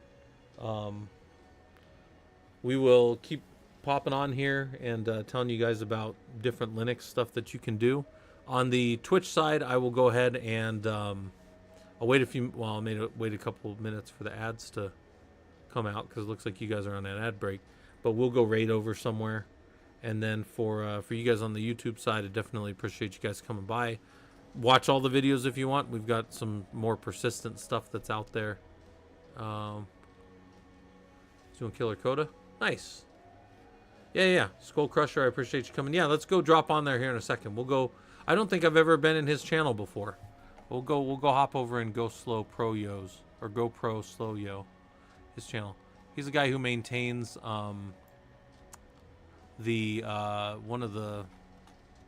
he maintains an InfoSec channel list that somebody put me on a while back, and that's good. I do a lot of InfoSec stuff. In fact, the very first part of all InfoSec is getting a good inventory. So if you can't tell me all the things you have, you can't tell me that you have things secured if you don't have a good inventory. You just don't. Good security, good systems administration, both come from the same full understanding of your systems. So, yep, he runs InfoSec streams, And actually, you know, it's funny, that does drive a fair amount of people to Twitch. I used to get a fair amount of stuff from that. I don't think anything's helped me on YouTube. I've watched this YouTube thing happen for like the last 2 weeks of like kind of blowing up, and I have no idea where it's coming from. It's not what I called things. It's not. There's all kinds of things it's not, and I don't know what it is. So, anyways, all right. I'll go put us on the end of stream, and we'll go ahead and stop this. And we're gonna go. We're gonna go find a raid. We'll go raid over to. I believe. Let me see if I can find him. Search and filter. Go Slow Pro Yo. Yeah, we're going to raid over to GoPro Slow Yo. So we're going to hit him up, and we'll raid over there. For you guys on the YouTube side, I appreciate you coming by, and you guys are welcome to hang out down in Discord. So I will talk to most of you guys. I'll be back on tomorrow. I'll actually be hanging out tomorrow because I took tomorrow off after my vacation. So. All right, take care, everybody.